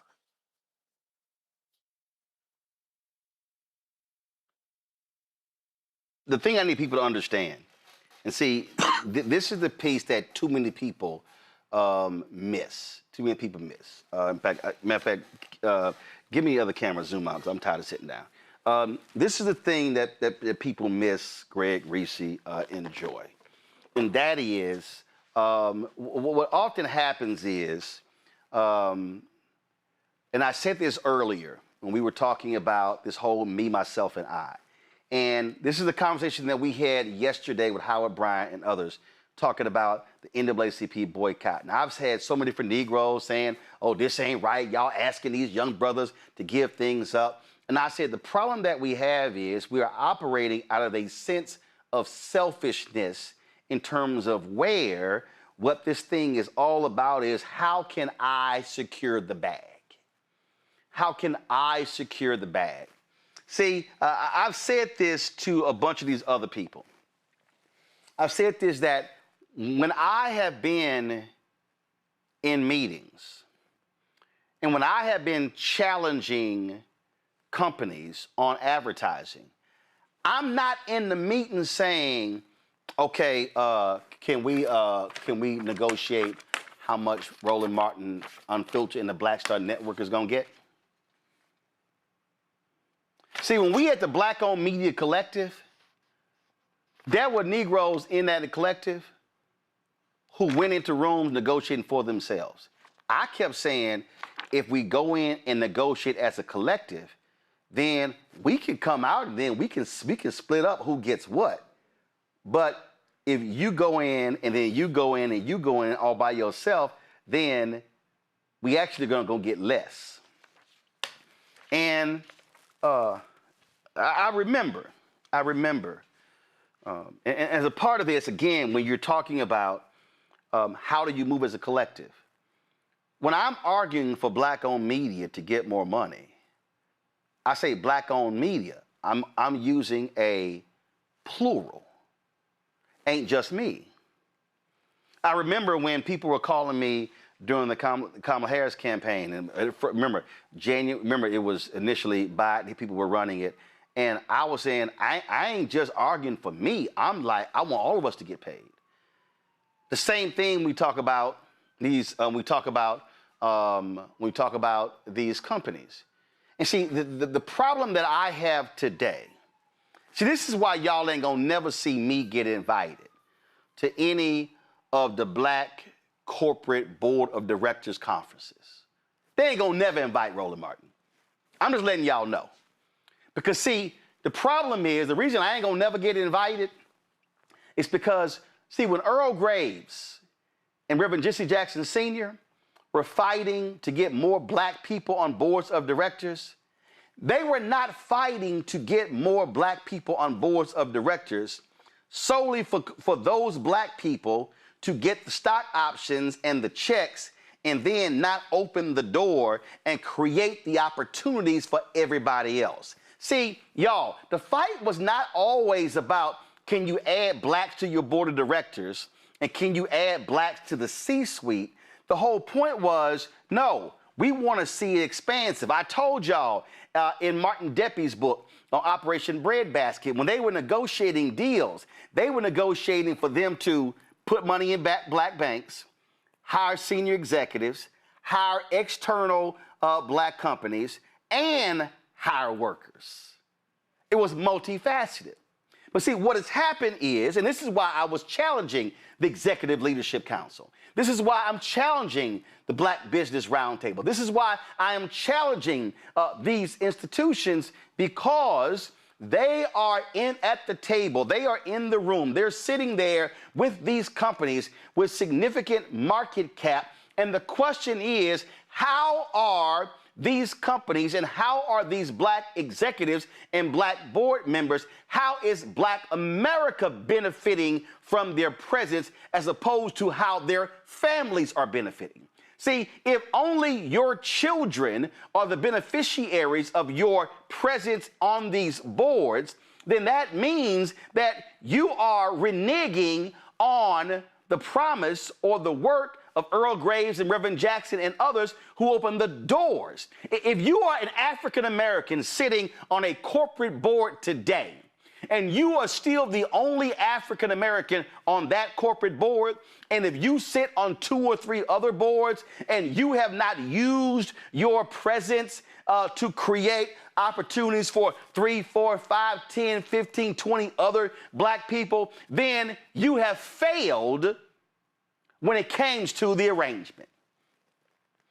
And see, that's what I'm talking about, the difference between black leaders and leading black. It was Dr. Julia Hare who was speaking at Tavis's State of Black America. Now, y'all, don't mind me the clip I'm about to play, because when you see the clip sitting behind on the walls of where they were talking with the ExxonMobil and Wells Fargo logos, as they were talking, keep in mind how many black people lost their homes during the home foreclosure crisis to Wells Fargo. And yes, Wells Fargo, they've been spending money at various black events and sponsoring certain things, but that does not make up for the billions black people lost due to those predatory loans that were taking place and the racial discrimination that they are facing.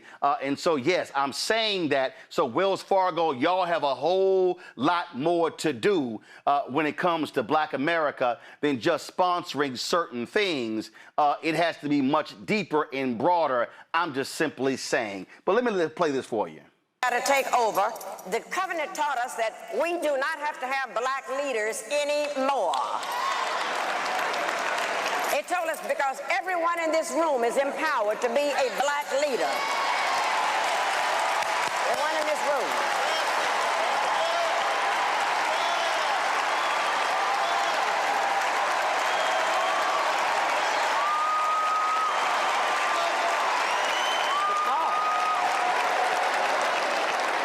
Because see, right now, these people that you're calling black leaders are not what they used to be with Marcus Garvey's day. They're not what they used to be back in the days of W.E.B. Du Bois or Martin Luther King. Those were the people that got us together and planted a strategy, and we're not looking for fame. But today's black leaders, I'm afraid, have become leading blacks. And don't ever confuse leading blacks with black leaders.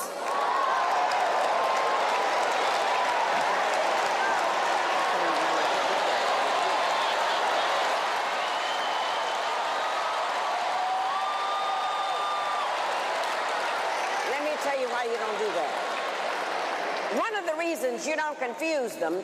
Black leaders are chosen by you. They're chosen by the people they're going to lead. They're chosen by us. But let me tell you about the leading blacks.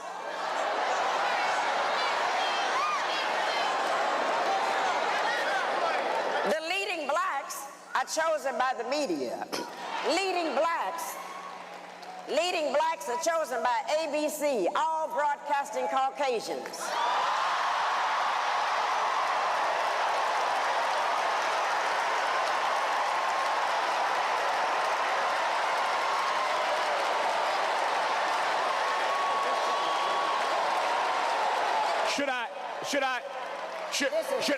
Should I stop her or let her go?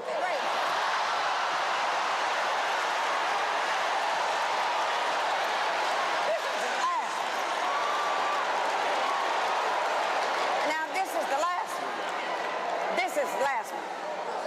Leading blacks are also chosen by NBC. Nothing broadcasting but Caucasians. And the rest are chosen by CBS, the Caucasian broadcasting system. And when you allow leaders to be chosen by the media that's owned by the corporations, when you get ready to change your lives, when you get ready to demonstrate, when you get ready to march, when you get ready to come to the covenant, when you get ready to endorse and make Tavis one of our next elected officials, but what happens?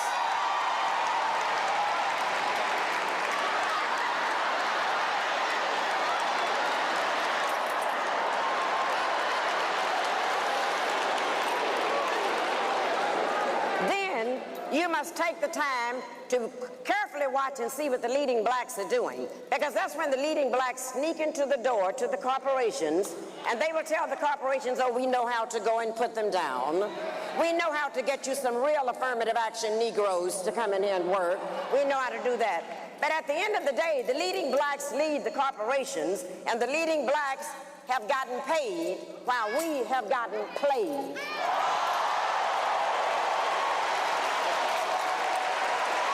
So God rest her soul, Dr. Julia Hare.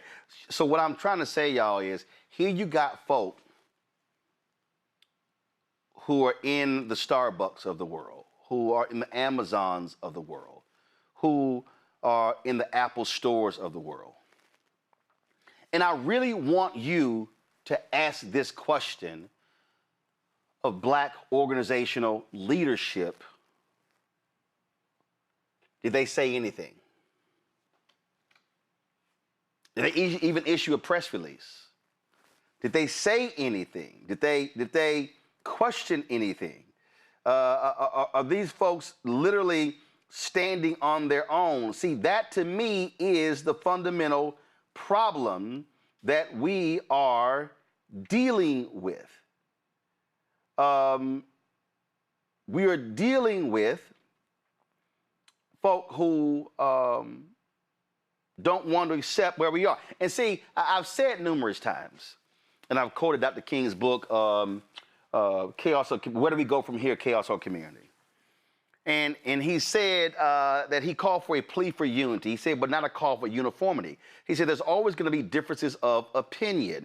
Go to my iPad. The dilemma that the Negro confronts is so complex and monumental that its solution will of necessity involve a diversified approach. But Negroes can differ and still unite around common goals. There are already structured forces in the Negro community that can serve as the basis for building a powerful united front. The Negro Church, the Negro Press, the Negro fraternities and sororities, and Negro professional associations. We must admit that these forces have never given their full resources to the cause of Negro liberation. There are still too many Negro churches that are so absorbed in a future good over yonder that they condition their members to adjust the present evils over here. Too many Negro newspapers have veered away from their traditional role as protest organs agitating for social change and have turned to the sensational and the conservative in place of the substantive and the militant. Too many Negro social and professional groups have degenerated into snobbishness and a preoccupation with frivolities and trivial activity. But the failures of the past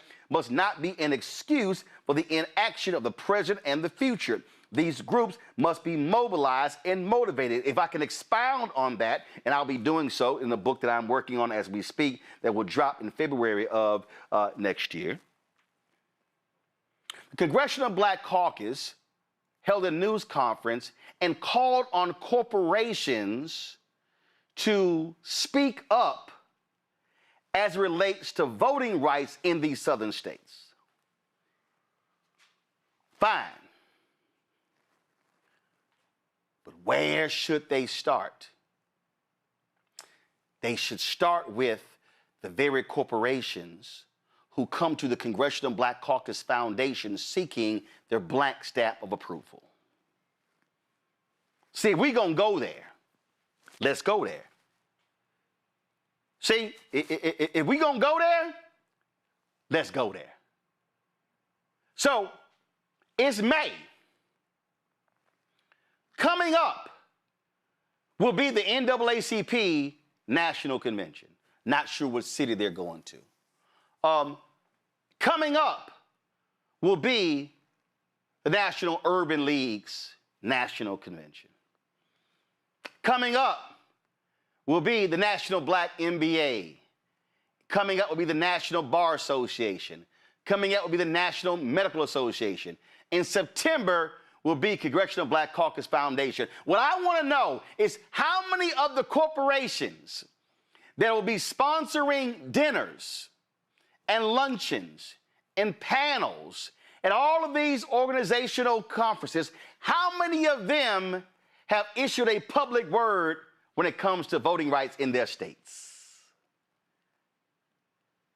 See, y'all, what I'm talking about here is, so when I'm challenging the Executive Leadership Council and the Black Business Roundtable to stand up for these workers' rights, you cannot just speak for folk up here and ignore the folk who are down here. What I'm saying here is that if we're going to see a real change in terms of what's happening, see, I can't come to the room and say, Apple, I want a meeting about black-owned media advertising, but I ain't just talking about Roland Martin Unfiltered. I'm saying NMPA, Black Enterprise, Blavity. I'm naming all the companies because it ain't just me. See, I don't believe just go ahead and give me a taste and let them starve. No, I want everybody to eat. So we got to be very careful when people go to the table and they're negotiating for themselves and not for the collective.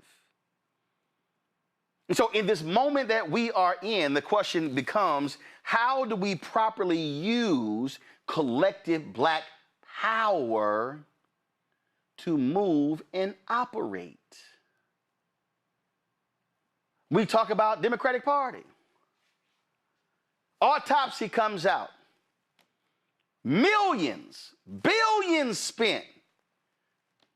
How many black political firms? How many black posters? How many black ad agencies? I ain't talking about a crumb. What I'm saying is, and this is real simple, and I ain't got a problem saying it. I'll ask, Joy, can you name me a black political firm that has more than 10 or 15 employees?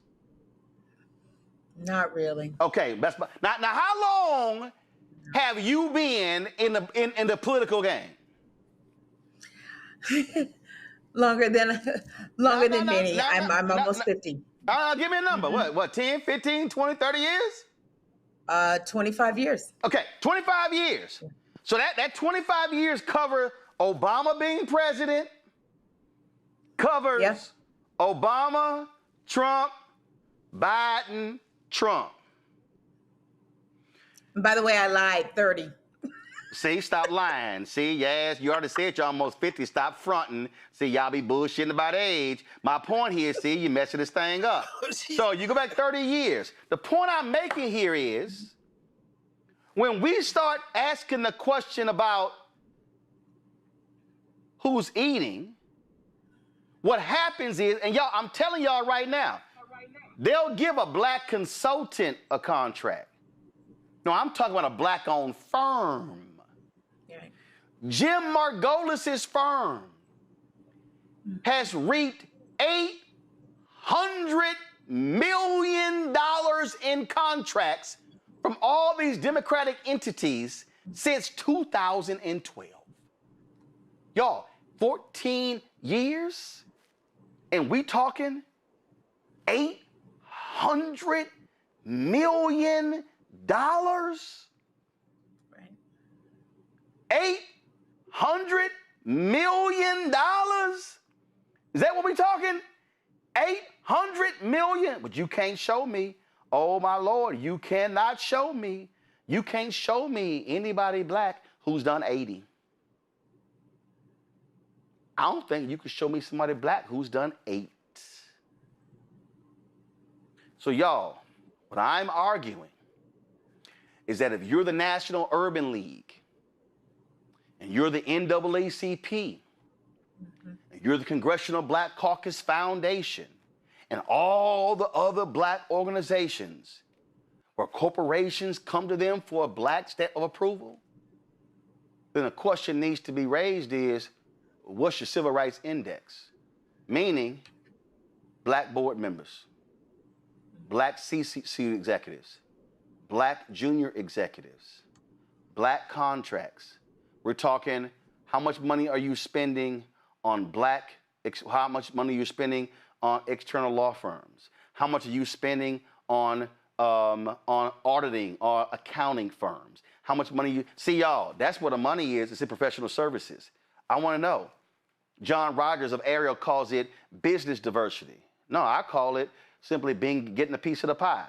So what I am arguing, y'all, is I'm talking about the money in corporate America, the money in the political arena, the money in all of the arenas. We started this thing talking about how our HBCUs got starved. Do y'all understand that 95% of the businesses in black-owned America do $5 million or less in revenue? Do y'all understand what I'm saying? 95% of all black-owned businesses do $5 million or less in revenue. It is not enough to be happy about David Stewart and about Oprah and about Michael Jordan and about Robert Smith. No, it's not. So we need folk who are in this game. So I am union, fighting on behalf of those brothers and sisters at the Apple store. Who else is calling out Apple and saying, Apple, place those workers at other stores? Black leadership, where you at? Because in this moment, if you are silent and you can't speak up for black workers who are, no pun intended, at the bottom, if you can't speak up for them, you damn sure ain't speaking for the folks up top. So the question then is asked, well, who the hell are you speaking up for?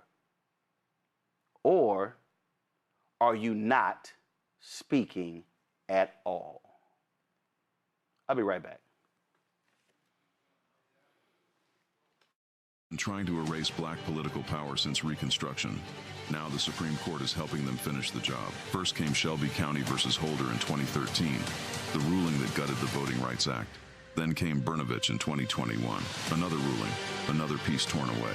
Now comes Calais, the case civil rights leaders warned could cripple the last major federal protection against racial vote dilution. And within days, Tennessee eliminated its only majority black congressional district.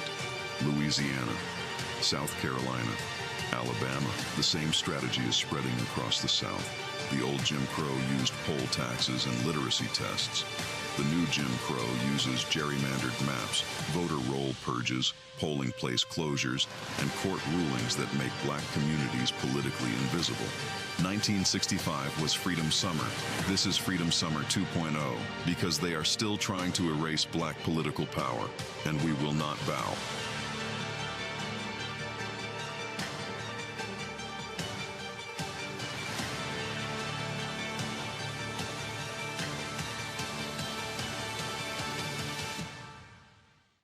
Hi, I'm Swing Cash, Basketball Hall of Famer, and you're watching Black Star Network.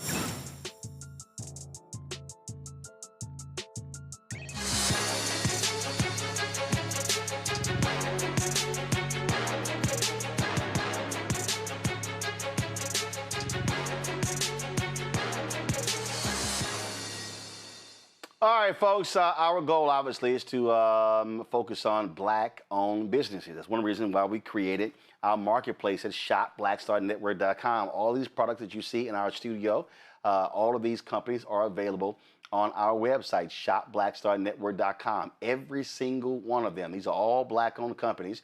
And our goal is for us to be able to increase the capacity for them and for you to also to be able to benefit from that. So as a result, we've got a new business. It's the card game for intellectual music lovers.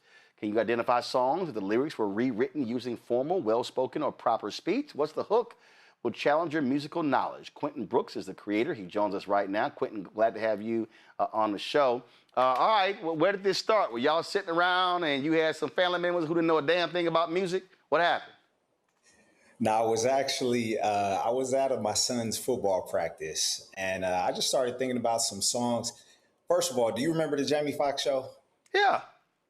One of my favorite shows growing up. And there was a character on there, Braxton, right? Braxton, Ivy League educated. He always touted that. Cornell University, university that is akin to you and I and Brother Carr. But he had this way of speaking, right? He had this distinct way of speaking. A lot of us would call that code switching. Or, yeah. Why you talking? I'm throwing up the alpha ice, but there's an omega who's directing. So clearly that's why he was so slow in switching. So we can do this here because he probably was being instigated by a sigma who's in there as well. But going right ahead. You know it happens. Anyway, so I'm listening to some music and I start thinking, what would this song sound like if Braxton was saying the lyrics? And so I just start flipping the lyrics, making them sound more academic, more formal. And then I thought to myself, this would be a pretty cool idea for a music trivia game where you have to hear the lyrics in a more formal fashion, academic, well-spoken fashion, and have to determine what the real song is based off the translation. Like what? Give me an example. Oh, I can give you several examples. Let's give you rap from the 90s. Here's a rap song from the 90s, okay? Prepare yourself for a fresh and innovative genre entering your auditory senses. Prepare yourself for a fresh and innovative genre entering your auditory senses.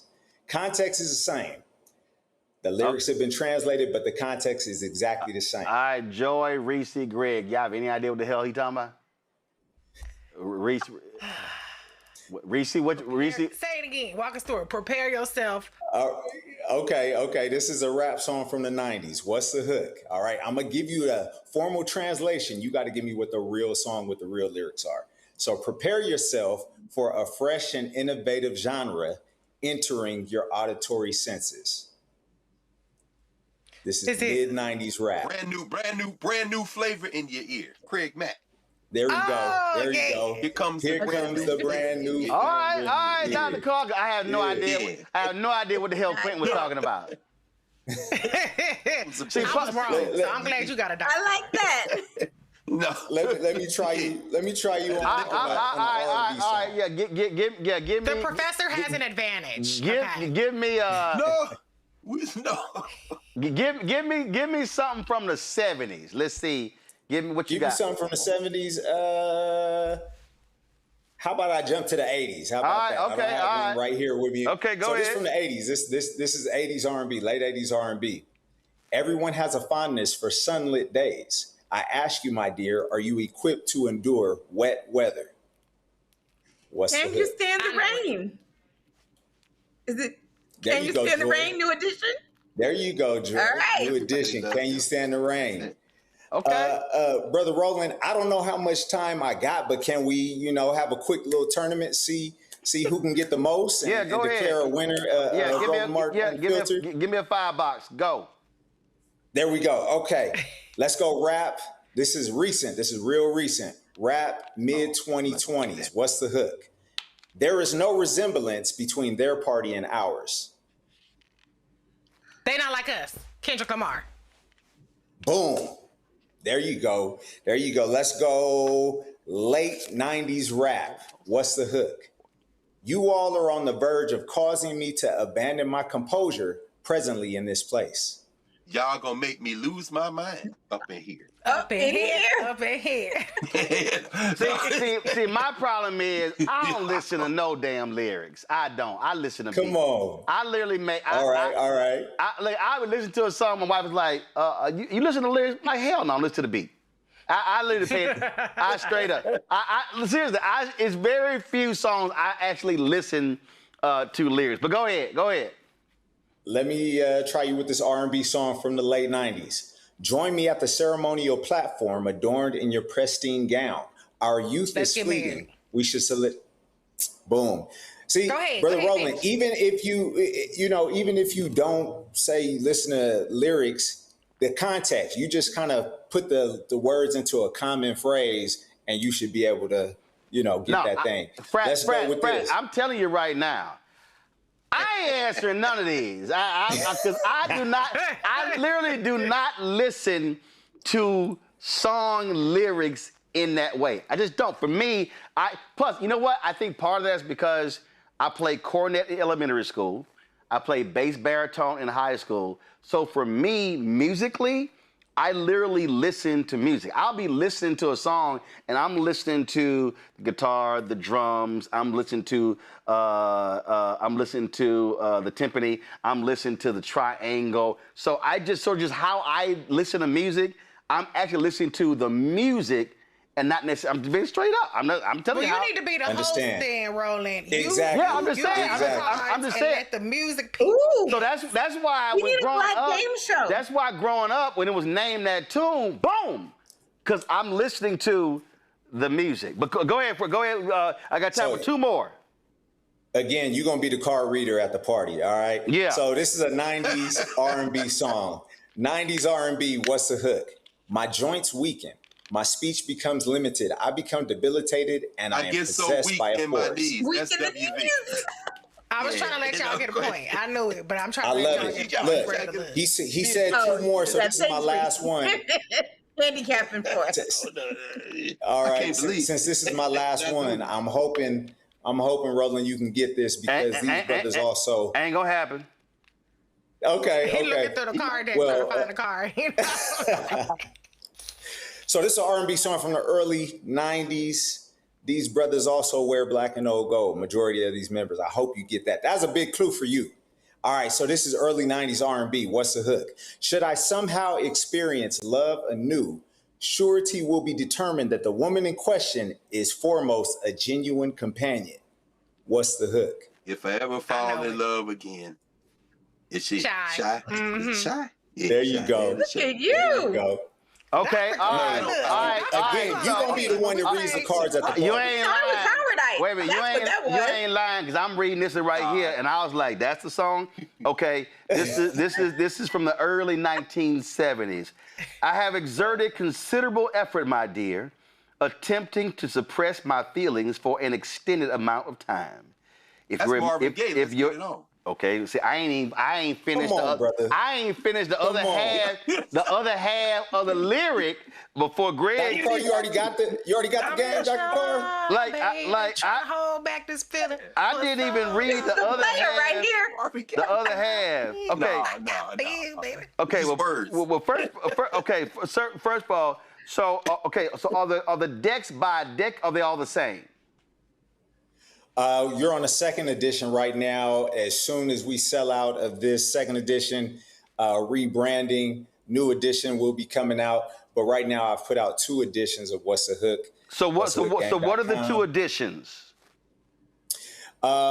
They're all in the same. I mean, Reese and I, we are old college friends, so we had the same, late 90s, 2000s. So you're gonna get a lot of that. You ain't lying. 'Cause I'm looking at here. Yeah. I see like 3 70s and 80s. So I'm just saying, Fred, you're going, especially for our artists, you're gonna have to put some Gamble and Huff. Some Al Green. You're gonna have to put Did you stop listening to music after you went? You still listen to music? No. Let me explain to you. I stopped listening to real music. Oh my. Let's be real clear. Listen, now we can have a gospel edition. Listen, we can have a whole debate, but the reality is when you start putting together lyrics with arrangements and musicality, it's hard to compete with 70s and 80s. No, that's straight up. It's hard. I agree. It's That's hard. why everything is sampled off of the 70s. There you go. So, so it's right. So when I'm in the car, my niece is like, "Oh, that's like, this the real song." Not original. So Greg. So if you want to beat Roland, bring this game to his house. And he Yeah. Every round. No. I ain't even. They can put money on it. I'm telling you right now, I ain't even participating because I ain't gonna be able to do. I know, but if you play the song, I know the music. Greg asked the question, Quentin, are you going to create different, let's say a gospel edition?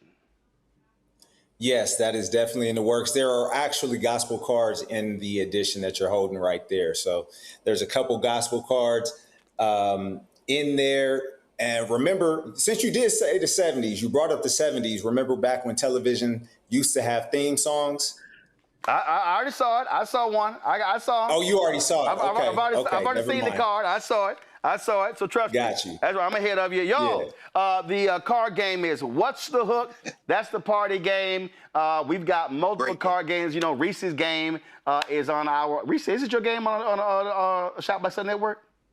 I don't think so. Nobody told me nothing about it. Oh, because you ain't called nobody to try to get it on. I see. Okay, gotcha. All right. I see. You trying to be all bougie. Randy's card game is on. So, Reese, you're going to come on, step on up. All right, y'all. So, What's the Hook card game? Go to shopblackstarnetwork.com. 2 editions, and it's absolutely smart color choice for the card game. That's right, black and gold. That's how we do it. So y'all, be sure to get What's the Hook? That's right. Go to shopblackstarnetwork.com. Shopblackstarnetwork.com. Quentin, we surely appreciate it, my brother. Thank you so very much. Thank you. I appreciate it. All right, then, y'all. I was going to close the show out, but you know what? Since I don't want to push this story to tomorrow, because I really would like, because Reese, I don't think Reese has said one cuss word the whole show. I mean, this is probably, that's never not happened. So, so I was literally going to end the show with Quentin. I had skipped over this show. We went longer on that previous segment. That was not our plan. But I cannot leave this Thursday without doing this particular story here, y'all. In a 5-4 decision of the Supreme Court today, y'all, is a ruling today. It favored a black man who has spent 20 years on Mississippi's death row. They cleared the way for his possible release. Terry Pitchford was 18 years old when he participated in a 2004 robbery that led to the death of a grocery store owner. The gunman, Eric Bullen, pled guilty to manslaughter and was ineligible for the death penalty because he was still a minor. Now, Pitchford was convicted and sentenced to death. Pitchford's 12-member jury included just one black person, despite being drawn from a county with a 40% black population. On appeal, Pitchford's lawyers argued that they were improperly prevented from questioning whether or not there was racial bias in the jury selection, a contention the Supreme Court agreed with in its ruling. Now, y'all, what's amazing about this, yes, a 5-4 decision. Brett Kavanaugh was a part of the 5. Brett Kavanaugh, John Roberts, Elena Kagan, Sonia Sotomayor, and Justice Ketanji Brown Jackson. Those were the 5. So y'all saw who I did not say. Clarence Thomas was part of the 4. And so what's amazing, and Greg, I'm sure you've already looked at it, what's amazing with this ruling, Greg, I'm going to start with you first, is to see those 4 say, well, we really don't have the authority because we really should be stepping in to state courts. So essentially what they're saying is, yeah, that was racist, that was discriminatory, but that really ain't our jurisdiction. So the hell, he got to keep his ass in prison.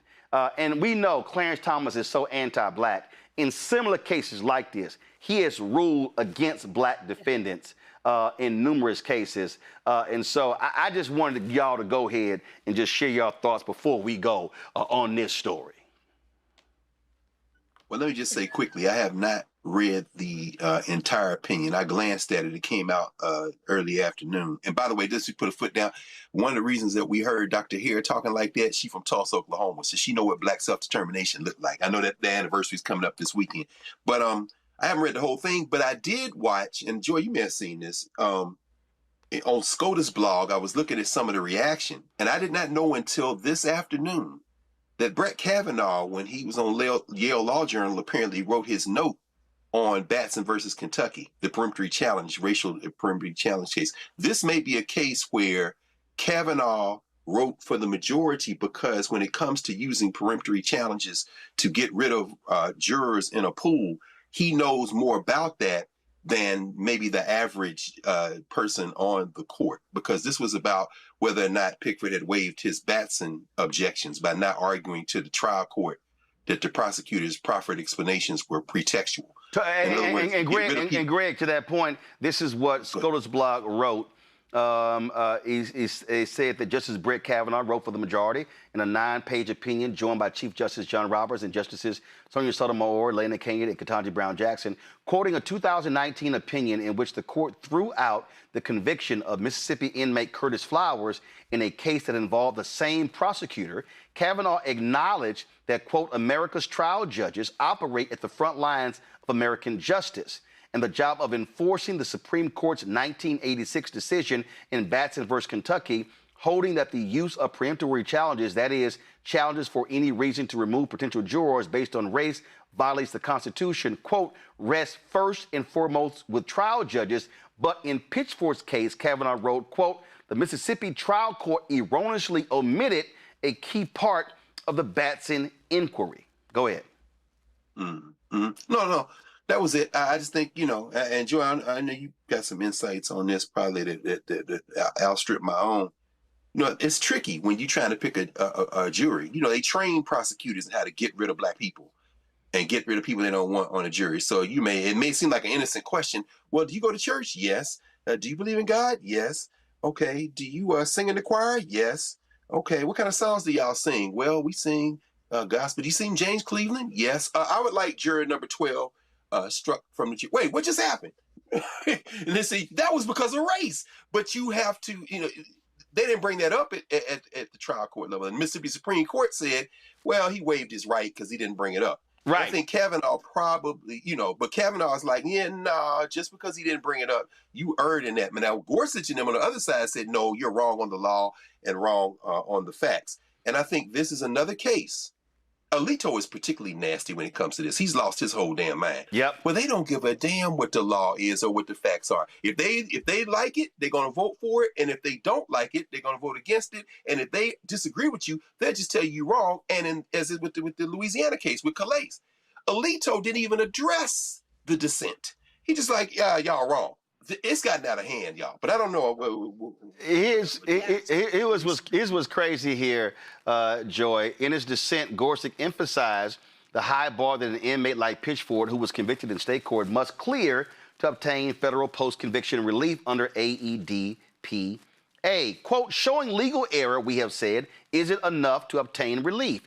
Instead, he said an inmate must demonstrate that no fair-minded jurist could reach the state court's conclusion under this court's precedent. And when it comes to factual findings, he continued, the state court's findings, quote, must have so little support in the record that only an unreasonable jurist could make it. In Gorsuch's view, Pitchford has failed to satisfy either of these standards. This reminds me when you had Supreme Court Justice, why is it escaping me? They loved the one who died. Escaped me when he not Rehnquist. Lord have mercy. Scalia. I'm sitting there going like, damn. When Scalia basically said that, yeah, I know that you may not have actually been, you may have been innocent, but if you've exhausted all of your appeals, sorry, we can't help you. And it's like, so what Kavanaugh is saying here is like, damn that. Like, you just can't act like you don't, don't exist here. This is the BS, Joy, when you have these strict constructionists who say, well, nope, you had all your shots. And so, although, yes, they were wrong for denying black people, sorry, you out of luck. That's literally what the four actually are saying. That's right. But they're not strict constructionists. They're convenient artists. Whatever works for them to get the result that they believe is correct, or that they believe the majority of Americans may believe is correct. In that case, in their mind, white Americans, because they're the only ones they see, that's what they go for. They look at this and they say, okay, in this case, and they also pay attention to what's happening. They know what we're saying about them. And in particular, Kavanaugh, he also is very much aware of what people think. Roberts is very much aware of the reputation of the court. So when something like this where it only impacts this one individual person, he might be fine to do the right thing. But when it talks about political power, the vast majority of Black people, in like making sure that they are enfranchised, not disenfranchised, he's fine to say, oh, I don't see race. Doesn't have anything to do with here. Do not buy it. Sure, we're really glad that they made this decision in this case. But what I think we have to look at is this court. We have to just forget the notion that they are some kind of impartial players. Sometimes it'll work for us, sometimes they don't. They do not have a core legal theory that is based in an expansive view of the Constitution that goes beyond just the people who created it at the beginning. In their view, it is perfectly fine for the Constitution to serve white men, white land-owning men in particular. That is completely fine with them. That's what we have. So in this case, he's doing the right thing. Great, he found some reason to be able to do it. Same thing with the other justices. That's wonderful. What is overall? They have never done anything that's going to impact vast majorities of Black America. What is so shameful to me, Reese, again, when you have the only Black man on the Supreme Court who has no problem with them striking Black people, and so Clarence Thomas being completely anti-Black, agreeing with these four. And what's crazy here is that the absolutely racist Fifth Circuit, a hardcore right wing, and for all y'all people who don't believe in voting, let me remind you, whoever wins the White House picks federal judges. Whoever controls the United States Senate confirms or denies federal judges. And so when so many of y'all sat on your asses in 2016 and y'all said that Hillary was the same as Donald Trump, but we see that is not the case. And all you idiots who said there was no distinction between Kamala and Donald, you're stupid as well, and y'all know exactly who y'all are. But when you sit here and look at this here, so the Supreme Court reversed a Fifth Circuit decision, and they were going like, oh yeah, y'all can go ahead and do this. And Kavanaugh said, quote, after a prosecutor asserts race-neutral reason for a preemptory strike, the defense counsel must at least have an opportunity to argue that the asserted race-neutral reasons were not the actual reasons. That is, the reasons were pretextual. Then the trial court can determine whether those asserted reasons were the actual reasons or instead were pretextual. But in Pitchford's case, Kavanaugh continued, whether due to confusion, oversight, and overly hurried jury selection process or some other cause, things broke down and the ordinary trial court procedure for resolving Batson claims at step 3 never occurred, notwithstanding the repeated efforts of Pitchford's counsel to pursue and preserve the Batson objection. Again, thank God, even though he is a right-winger, at least he is right on the law when it comes to Batson. So it's always disappointing. Anytime there's a Supreme Court case and it involves race, a Black man, death penalty, something like that, I ain't even got to look at the decision to know where Clarence Thomas is going to side, and it ain't with Black people. That's right. So I think the lawyers handle this. I'm just going to say fuck Clarence Thomas and fuck the Supreme Court. They got this right barely this one time. They've been fucking up voting rights, all kind of shit, mail-in, all kind of shit. So I guess I'm glad that the brother is not going to be sentenced to die, that he's going to get due process.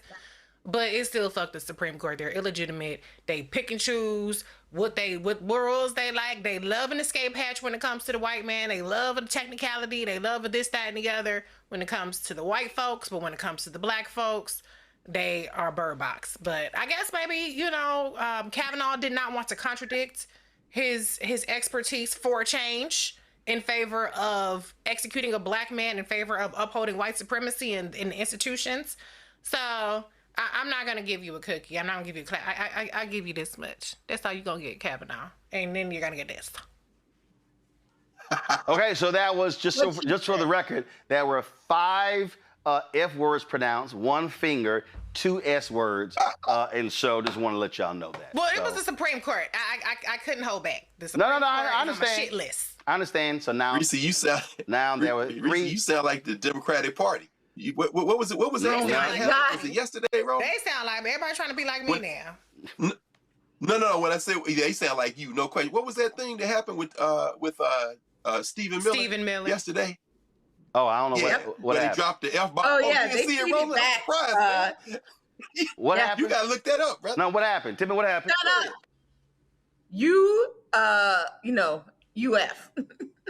He said, I'll let you do it. Shut up, you ugly. And the Democrats at the Democrats handle said, "Shut up, you ugly fuck," to Stephen Miller. Yes. Which is an accurate statement. Who said that to Stephen Miller?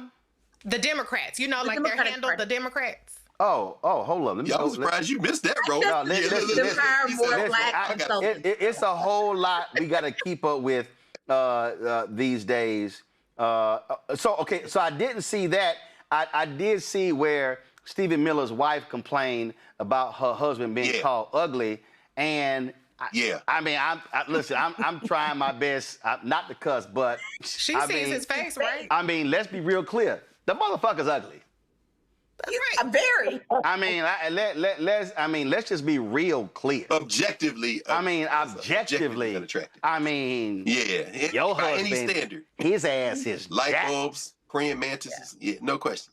Right. Yeah, I mean, I'm just saying. I mean, I ain't a looker either. like we can't just sit here and just. I mean, we got to call it kind of what it is. And I mean, his soldier, they were right. His ass is ugly. But the fact and he needs to shut up they too. Replied to, no question. I mean, and it's just it's a preview. I mean, Ken Paxton, who should say nothing, Colin Tallarico, what did he say? Cisgendered. And then Stephen Miller says the Democrats made history in Texas by nominating its first transgender Senate candidate. I'm like, really? And then the Democrats was like, oh, here's our chance. Let's go full Reese. Yeah, I'm like, wow. I don't think they bought that life to go full Reese, but they trying to dip their toe in there.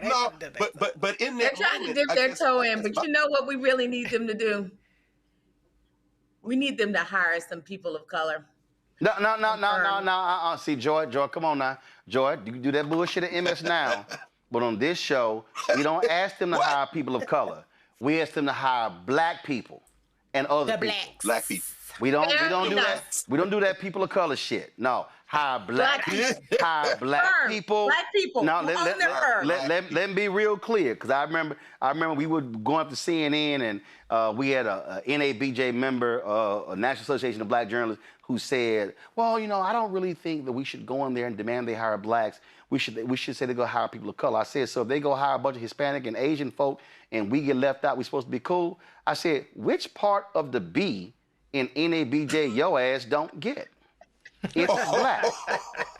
So let's be clear. I agree with that. Amen. Stand corrected. So Joy, don't come in with that people of color shit. Exactly. We put black. The amendment of our delegate. We say black and everybody else. We say hire black people and everybody else. And so that's right. I like it. And so I'm gonna say this here.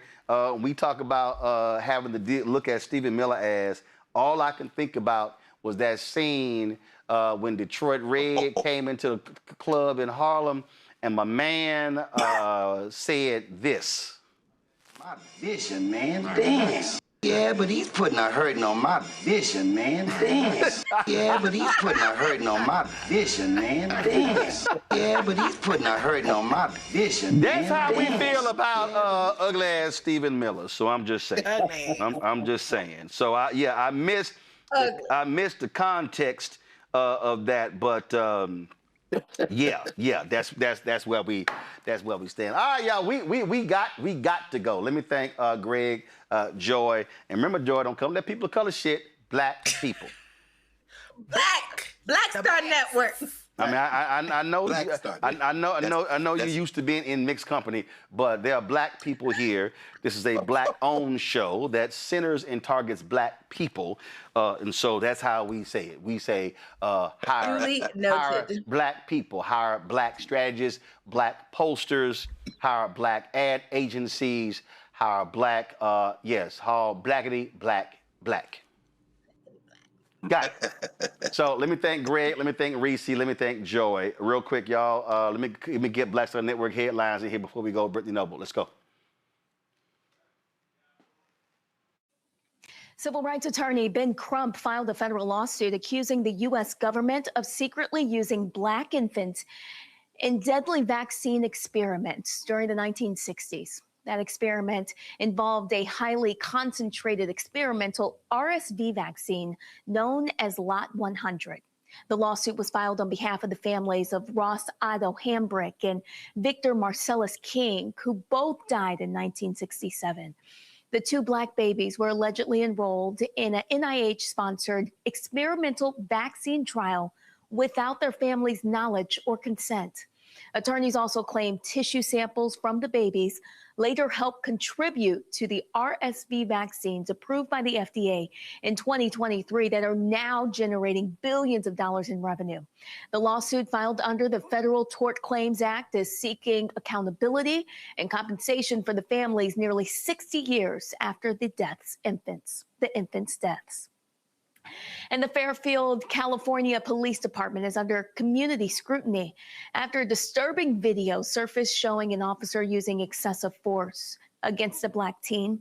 The incident took place on May 20th when Officer Bianco Camacho repeatedly struck the 16-year-old Maurice Williams. And police say officers were responding to a fight at Fairfield High School between multiple students claiming that Williams was resisting arrest.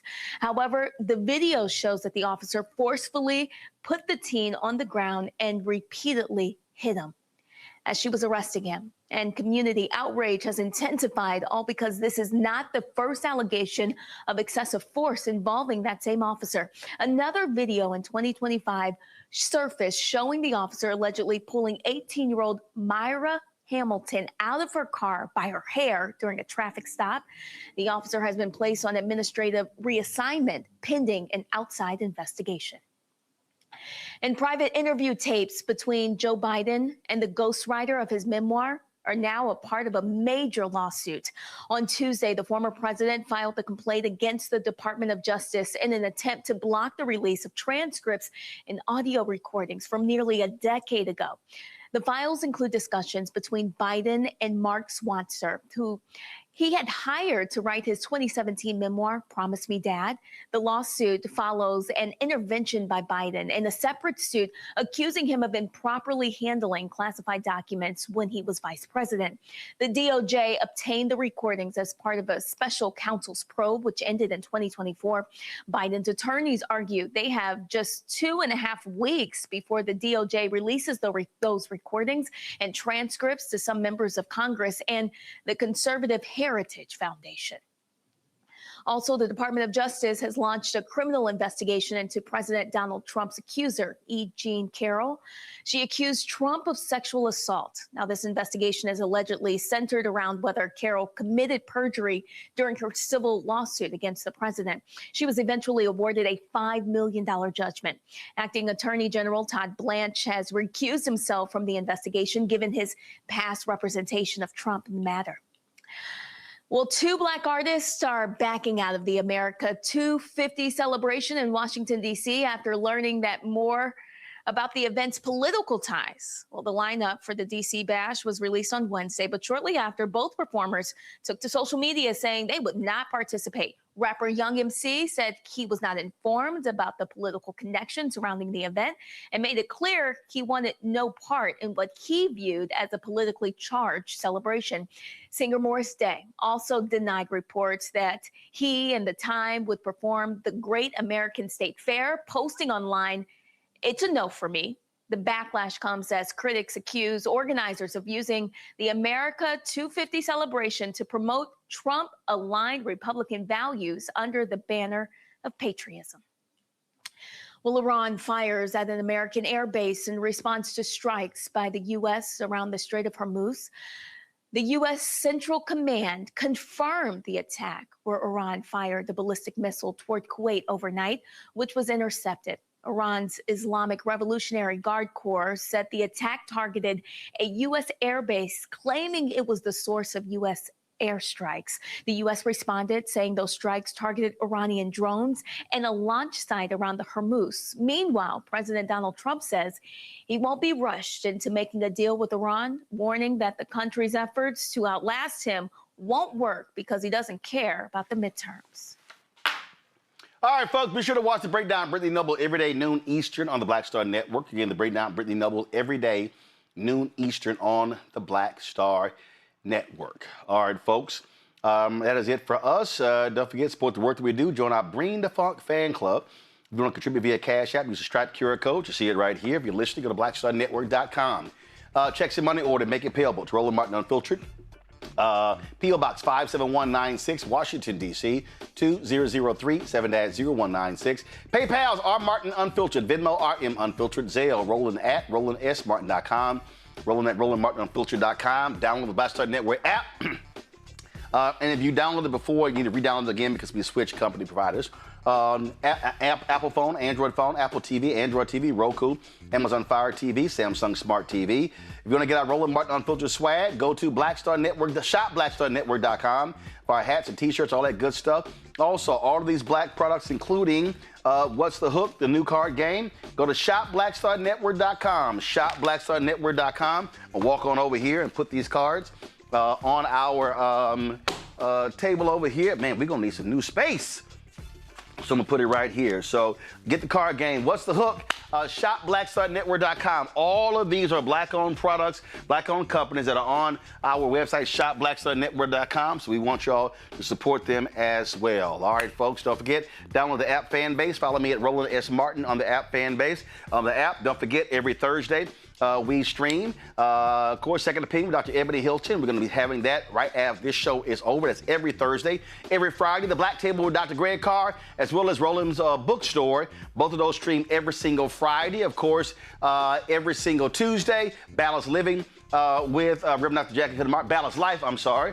The Reverend Dr. Jackie Hood Martin. That's every Tuesday. And, of course, The Other Side of Change every Wednesday. And so that's all of the shows here on the Black Star Network. Folks, that's it. I'm going to see y'all tomorrow right here, Roland Martin Unfiltered on the Black Star Network. Holla!